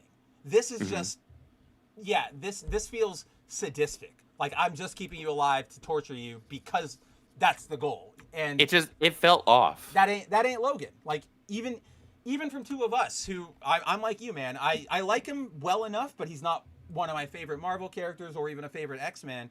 But I think we all know this just isn't him, right? Like, he's just, would Kitty Pryde and Jubilee and Hope and all of these like young kids really inherently know to trust him if he was this deep down sadistic? I think they'd be able to tell. They'd be able to be like, there's something about him that I can't trust, but that ain't him. So But unfortunately, in terms of this issue, like, this is the chunk of what they focus on is their visit to Sabretooth.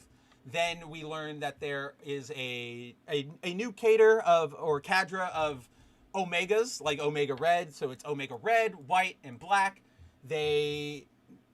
So this is where it kind of starts getting weird for me. Or like, not weird, but falling apart narratively. It feels like we start rushing here. Because it's like, where did they come from? How did they get recruited? How did Sabretooth we have no idea who they are. And then we end with like freaking Peter's son, apparently. Yeah, that is the fourth one in the unit is Colossus's son, but he's got magic sword. I didn't notice that the first time, but I knew he had a sword, but I didn't realize it was magic. So yeah, you can tell very subtly. Oh, because it's I see. Glowing, well, and it's also got the like triangle hilt. No, you're right. I didn't even notice that until you zoomed in on it. I thought that was just lighting. I thought that was just lighting before. No, good catch. You caught that. I didn't. But yeah, so the Omega units appear. They go out and they hunt Wolverine. He obviously bests him, and then that's where we end with that shot of Sabretooth being like, well, they're all dead. It's up to you now. And this is clearly what we're setting up for that final issue, that final fight. But yeah, like, it just felt like they started rushing here. We don't get any exposition about necessarily how they're hunting, why they're hunting. It just feels, I don't know. It just felt rushed. It felt extremely rushed. I was pretty disappointed by that, honestly. I was like, why does it feel like we're missing an issue? It feels like this should have been a 6 issue. And that goes back to what we've said so many times on the show, which is it feels like they're trying to cut costs by chopping down what would be a 6-issue miniseries into 4 or 5. And we can see the impact that has on the pacing of the story, because it feels like we're missing things. It feels like we're missing things that aren't arbitrary, that aren't like not impactful, stuff that's important. It feels like, wow, like I feel like I missed a whole issue here. And honestly, the truth is we probably did. We probably, especially with the shakeup and the delay, they probably went, just, smash it all together. We got to get it out there. Did you read the Red Band one? I didn't read, so I picked up the Red Band one and the standard one, but I've been leaving my. I still don't have the. Yeah. I still don't have the red band for number 1, and at this point, I'll probably never get my hands on it. But I have for I'm like 2, 90% 3, and 4. sure there's a bunch of those at my LCS. You've never told me. I will go looking. If your LCS still has a red band for issue 1, let me know, because that's the only one I'm missing so far. I've been sealing them or leaving them sealed in the poly bag and then sliding them into a bag and board and sticking those straight into my box. Same here. And I've actually been relying on you telling me what the red band differences are. That's what I was going to get to is like, oh, maybe you read it. Is there anything I'm missing? Because, yeah, I haven't read the red band one yet. I've only read the regular. I will inform you. But that does go back to our point, though. Like, even if, let's say, magically when we read the red band issue, everything makes sense. That's still going to go back to our point that we talk about of, like, well, then why do I have to buy the red band as well? Or, like, why would you just make, I don't know, you guys aren't cutting it up right. The whole red band thing is like, here's your regular one, your R-rated one, then here's your unrated, where we let Capullo go bonkers with blood and gore.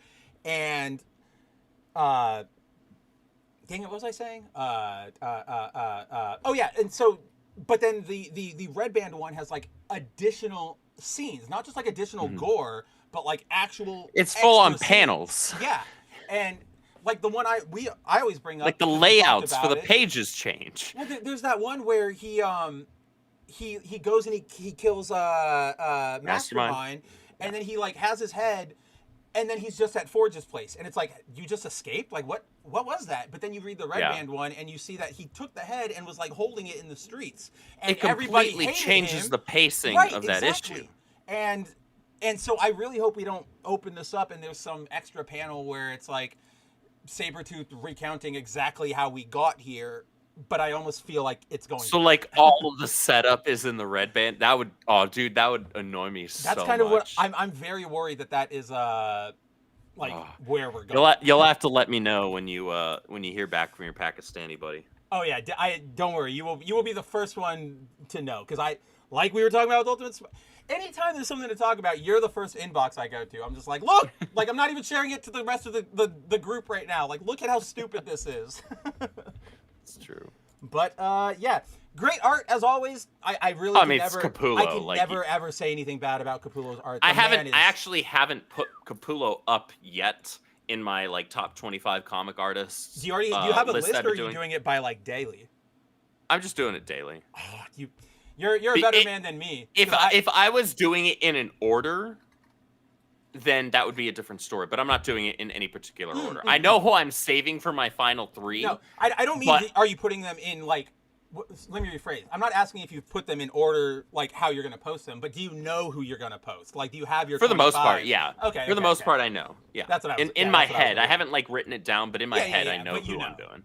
Yeah. Because it gets hard when you're like, oh, I'll just wing it, and then you wing it fine for like 3 days, and then you're like, I don't know anymore. Crap. And then that's I know the vast majority of them. I know. No, yeah, but I think Capullo could be there. I could probably guess your top 5. That's like not even going to be hard. It's going to be J. Scott Campbell, Brett Booth, and Michael Turner. I mean, to be fair, I already posted Brett Booth. However, the other two names would be correct. Michael Turner and J. Scott Campbell will be in my top 5, as will Michael Ringo. Ringo's in mine. He's also because he's like when Wade was on Flash, that's a special moment. And then Impulse. All absolutely. Impulse, all Ringo. I always I can never I feel like I know his name, but I can never ever say it right. So like I'm so glad that like a couple 10 years ago I learned that he goes by Ringo, because I'm like, thank you. Don't have to deal with the first part of that ever again. Yeah.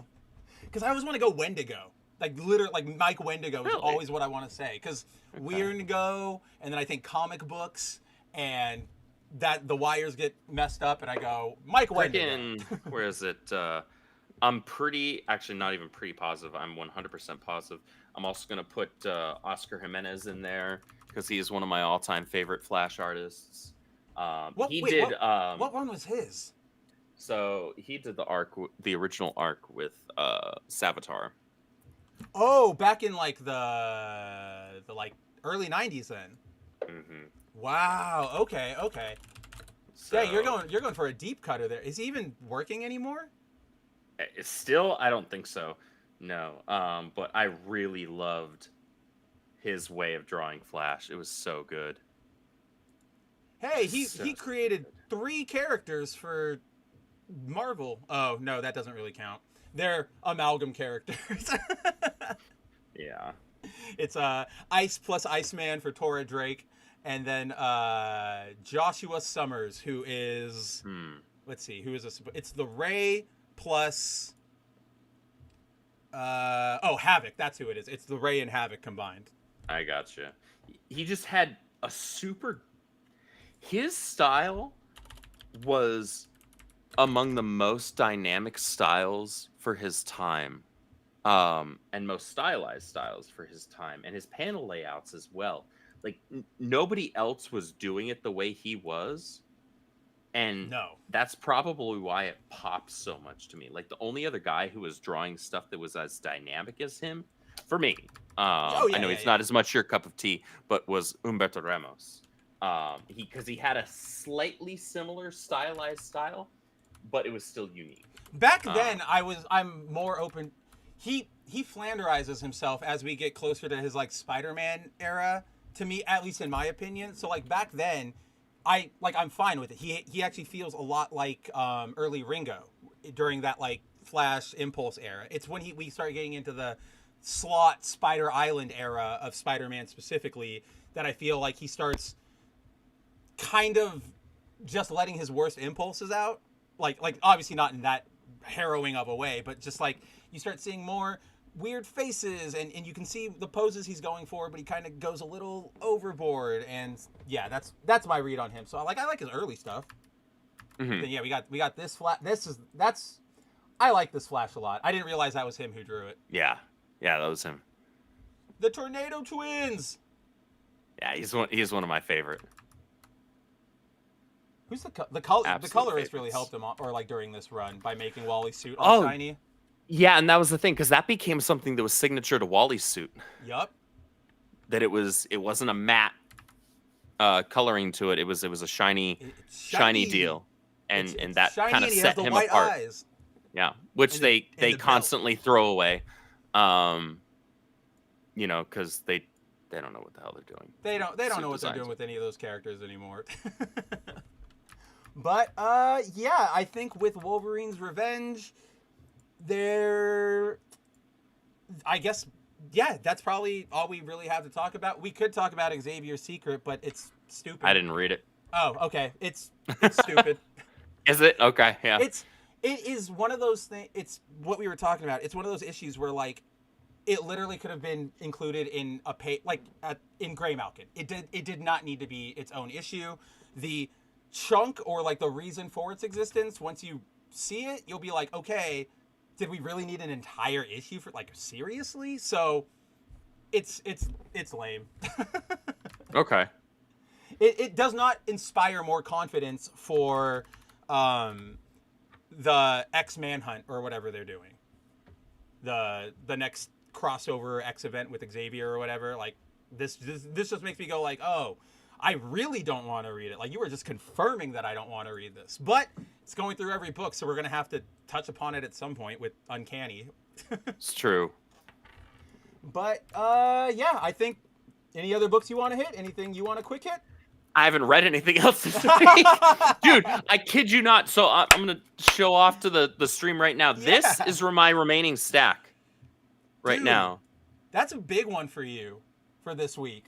Let's see. Here, what I have left is more than I usually have in a week. Okay, so that's not entirely fair. Okay, so let me drop 2 of these out of here, because 2 of these are actually from 2 or so weeks before, because I still haven't caught up. I still haven't caught up on Green Lantern 17 and 18, but those are fairly low priority at the moment. This is still my stack. So dude, I've got work to do. I've got Scarlet Witch. I've got Phoenix, Superman 122, Amazing Spider-Man, X-Men Xavier's Secret, Sonic Best of Shadow, which is really just a compilation book, so I'm not super pressed about that. But dude, it's so thick. Is it? It barely fits. Was it standard? I think it was $5.99. That's still really good for a big, compilation. Yeah, dude, it's freaking huge. And then I still need to read TMNT and Naruto, but like, yeah, like I've still got some reading to do. Well, like I had to triage my reading this week because I just have not had the time. In case you guys, which I'm pretty sure everybody here in our audience, and if you're not, go check them out. But it's a real, like, the Rippaverse stuff right now. They are busy. They are fulfilling orders out the wahoo. They're announcing a bunch of new stuff. They're getting new talent with Gothics and onboarding her and everything. So it's give our man, some grace and also your prayers and all that fun stuff, because it is a slammed week for him over there. Prayers for energy or never-ending coffee. I'll take either one.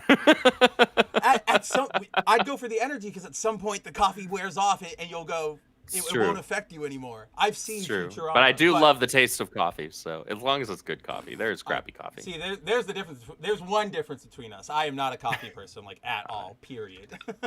You're probably an energy drink guy then, aren't you? No. No? Not even that? Okay, well, at least water, there's that. I drink water and those these carbonated things you guys always see me drinking, which have, like... Oh, okay. What, 70 milligrams of caffeine, which is, okay, what is that going to do?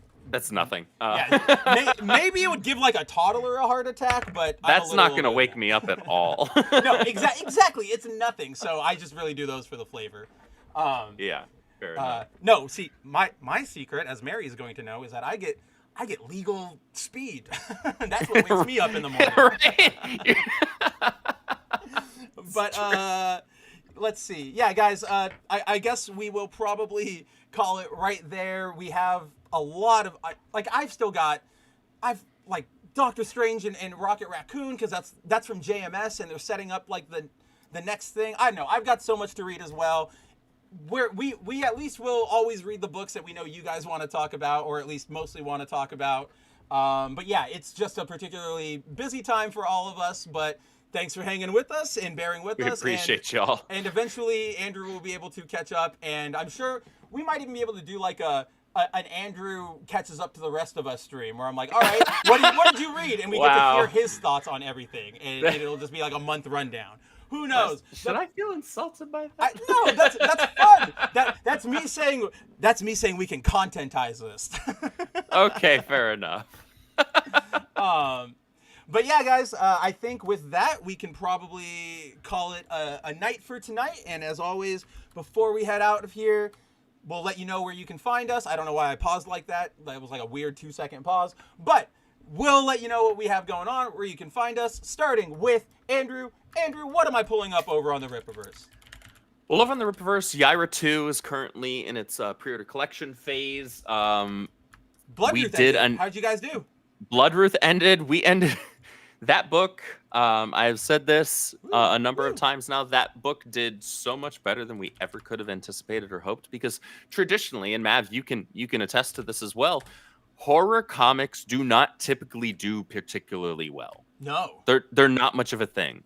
Horror fans will watch the crap out of horror movies, even bad ones. But as far as read horror comics, not really. They don't. They're in. Comic books are already a niche medium.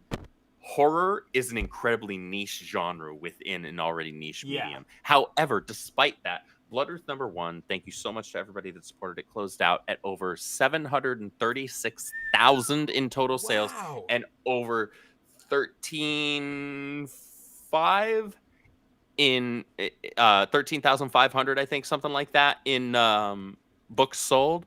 That's crazy for a horror, like our first horror graphic novel. Does that count both the normal issue and the black and white one?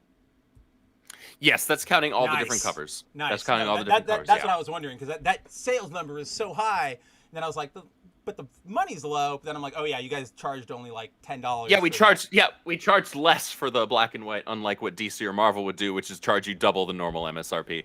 It makes me, dude. Even though it's cheaper to print. It makes me so mad. Like I keep seeing the Absolute Superman Noir on like my store shelf, but it's like $8, and I'm like, the regular one was only like $4 or $5. I'm not doing that. Like, I'm gonna wait for a sale, but I'm mad that seriously you make me wait for a sale. Exactly. So yeah, thank you so much to everybody who supported that book. It did so freaking well for us. That's why we announced issue 2 so quickly because clearly people are hyped for it. It's gonna be shipping very soon, so I hope you guys look forward to that. And then Yara 2 right now is in its pre-order phase. We announced a bunch of books at the beginning of the year with our Rip Reveal showcase. A lot of those are on the way very, very soon. But that's not all. There are projects in the works right now that we did not announce that I'm incredibly excited for you guys to hear about in the near future. So thank you so much for But I heard that you guys were going to fail. I heard that you guys were going to crash because... We're failing because not every single book is making $3.7 million. And apparently that's what we need in order to remain afloat. I'm sorry, I don't how know. many books have you guys actually fulfilled? A lot. We've sold over 250,000 books. Wow, that's really good in 2.5 years. For a fledgling, brand new indie company, for an indie company, that's awesome. And that's not necessarily, that's a credit, I would say, to the people on our logistics side. So that would be Brandon, our operations manager, and his warehouse team, who are absolute rock stars when it comes to making sure that y'all's orders are getting sent out as quickly as humanly possible. But beyond that, it's thanks to the fans. The fans are showing the support. They're interested in something fresh.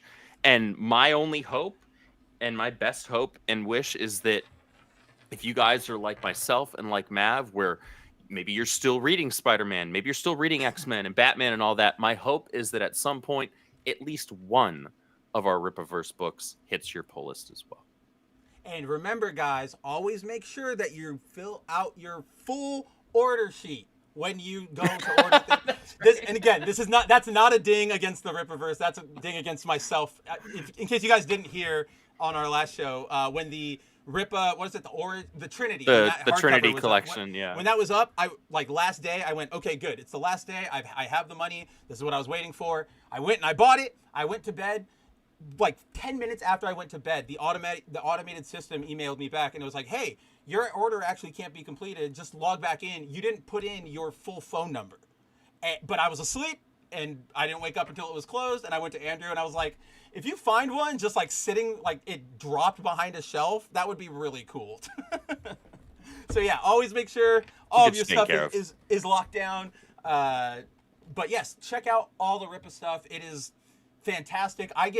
The reason I brought up that, or I made that little but there's more, is because I've been seeing Eric talk about that a lot. He's made a couple tweets about it lately, and I don't know why, but seeing him just say that really inspires like a hype in me. Maybe it's because I know that you guys actually deliver and you're actually working on stuff, and it's not you just going like, brace yourselves, and then it's like sometime in the next decade you might get a book. Or even like I don't know the comic book equivalent of it, but when like a celebrity is like, oh yeah, like let's say it would be like Keanu Reeves and Lawrence Fishburne make a bunch of tweets or something, and they're like, something big is coming, like get ready everybody, and everyone goes, yeah, new movie, like what? And it's like a Super Bowl ad, right? And right. You're just like, what? Like this is stupid. And I know Eric won't do that, so I'm like, I'm excited to see.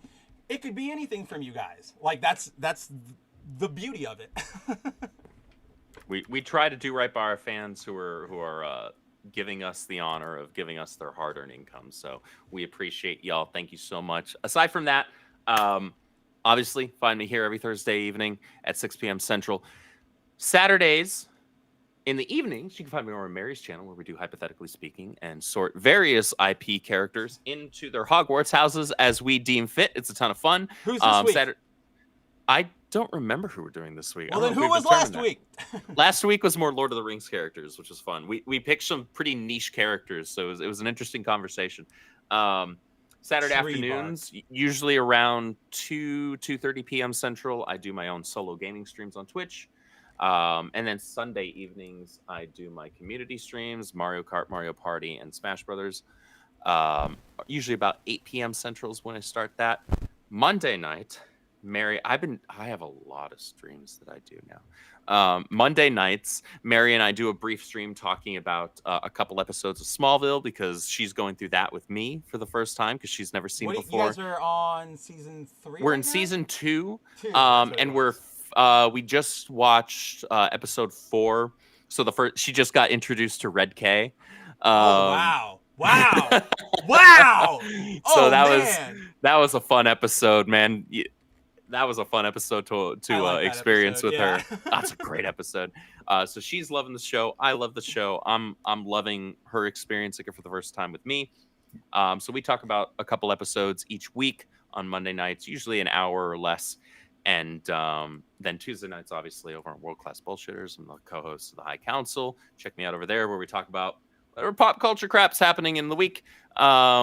This week was pretty slow. We had probably one of our shortest shows in a while because most of the talk this week was not entertainment related. Most of it had to do with the inauguration and all that. And so we hit the couple of pop culture things and then moved on with our lives. Oh, dude, on the Bounding stream last night, it was all four of us were like, there's not a lot to talk about. Like, it's not an entertainment week right now. Like, this is all, it really wasn't. So we were like really. It ended up last night we talked about Digimon for like an hour and a half because we had nothing else to talk about. So I feel your pain. Fair. I get it. I do get it. My one question with all that, which is always good, you guys can probably always find me over in those streams. I'm always in the chat, probably hanging out more often than not. I know you're currently working through Xenoblade still. Is that going to still be the plan? For my solo stream? Well, considering what came out today. So, yes, I know that Final Fantasy VII Rebirth came out today on PC. Finally, I've only been waiting for it since, what was it, last March when it came out or whatever. I think you guys have been waiting for like a year, dude. Yeah, it's been basically a year. I think January is when they first announced like May or like the exclusivity windows only for 3 months. And that's when we were like, oh, awesome.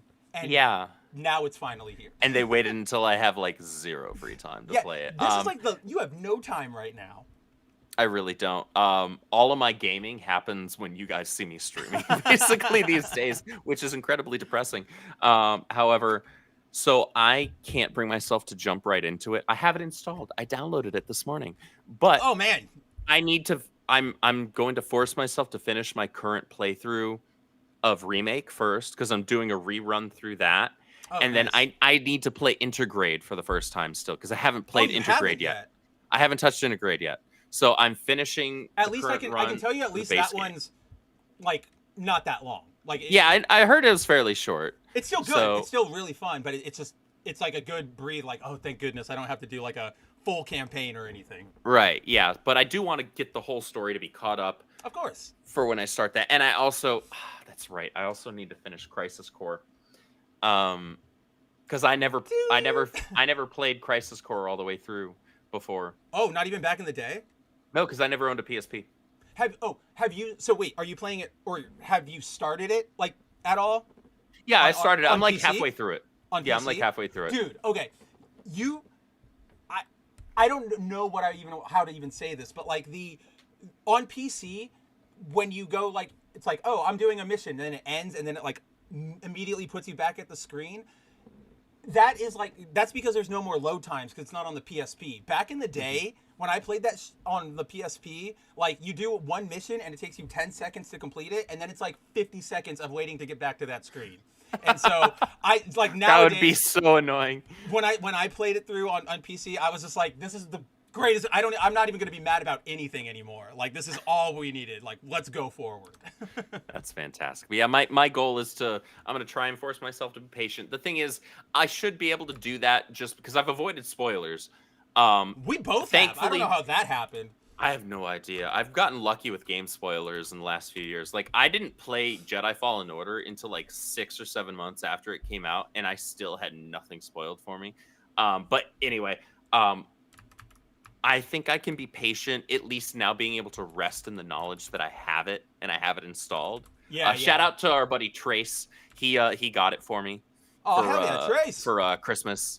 So, yeah, it's installed on my PC. Hopefully my PC doesn't explode because I only have a 2070 as a card.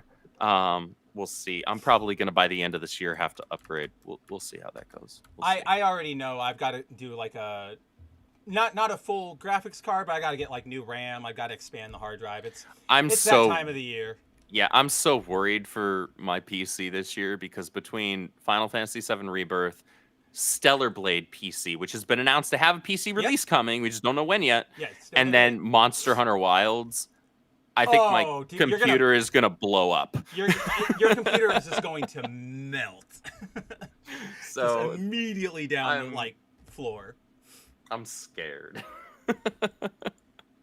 So I need to upgrade it, but it's like I also don't want to jump the gun too early because I know the 5 series is going to be coming out at some point this year. All the prices will go down, and it's just I hate the waiting for the right moment to go in because I'm always like, I just want to do it, like just get it over with. But no, I have to be patient because it's a virtue or something. With any luck, this isn't a political channel, but with any luck, Trump will actually get rid of income tax, and then I'll just be able to throw like that extra money that the government would have taken ordinarily and get a new graphics card right off the bat. Unless the companies go, oh, everybody's got more money now. That'll be $100 extra, please. No, I'm kidding. Even if it was only $100 extra, that wouldn't be a problem. If income tax went away. Do you really think it's only going to be $100 for a card? Let's be real. It would be like double the price. I'm trying to keep us okay while we're live. We'll be, yeah. Chuck Keyworth says, Andrew, we can talk about your PC setup anytime you're ready. I mean, if you're planning on setting me up with a nice rig, yeah, sure. I built this in 2020, right before the parts shortage from COVID. Oh, and hey, so that's when mine was too. Yeah. Really? Nice. Yeah. So I've got just a 2070 as my graphics card, which has done great for me. But now all of a sudden, now we're reaching that point where we're seeing games that are a significant jump in visual fidelity and bandwidth and stuff that they require in terms of power. And it's like, oh, okay. Because my PC can run Final Fantasy 16, but I have to run it on. I can run it on high. I can't run it on ultra. And that's fine, but I'd like to be able to run it on. I'd like to be able to run it on ultra. I was able to run Cyberpunk on ultra with 0 issues, including having a freaking ray tracing on. And what I was going to ask is by all accounts, I shouldn't have been able to do that. I still to this day don't know how my PC was able to pull that off. Considering how bad that early build of Cyberpunk was, there was probably something that wasn't checked that's limited on lower setups or whatever, so you just got to free fly in it. Luckily you didn't blow up, but it didn't. Yeah, I had a micro fraction of the issues that most PC players had with that game. So yeah, everybody had it. I've traditionally had great luck and fortune with my PC when it comes to games that most people have issues with optimization wise. I have a feeling my luck's probably reaching that point of running out. Based on the crazy games that are coming out now. And I mean, at the very least, we know you'll need it for part 3 of whatever the remake, whatever they name it. Whatever they call it, yeah. Whether it's, I don't know what you would even call it at that point. I'm still just mad that they went it's Final Fantasy VII Remake and then Rebirth, but they still call it the Remake Trilogy. And I'm just this is unnecessarily confusing. Yeah. Why not call the part 1 something else? Or just call it part 1, part 2, part 3. Yeah, exactly. Or call it part 1 something, part 2 something, part 3, blah, blah, blah, blah, blah. But then we all know Nomura's probably got a reason why they all have R names, and it's going to come together at the very end, and it'll be this crazy thing that he reveals in the liner notes to a CD or something. But that's years from now, probably, considering how long it took to get Rebirth onto the PC. Yeah. But we won't bore you guys anymore with our Final Fantasy talk, with our gaming talk. We could host that show, but hey, as you heard, Andrew's way too busy to add another thing to his plate. So until next time, guys, go check out the Rippaverse. Go get your Yaira number 2s. All covers are still in, right? Yes, all covers are currently still available for now. So go get your Yairas. Go get your Ultimate Spider-Man number 13. Just go get it. Go read it. What are you even doing on this show if you haven't read that yet?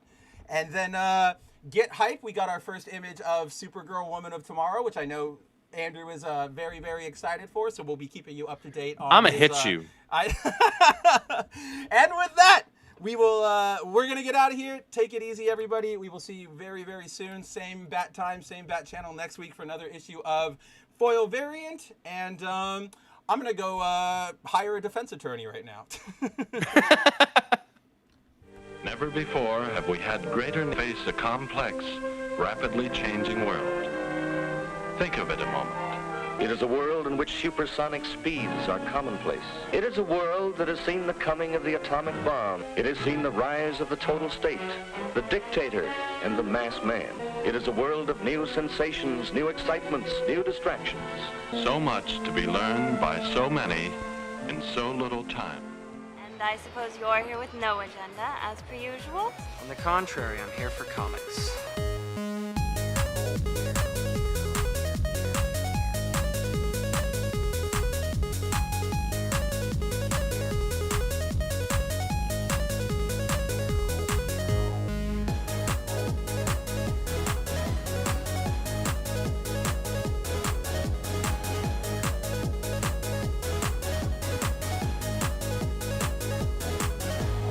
How's your comic book collection, Brody?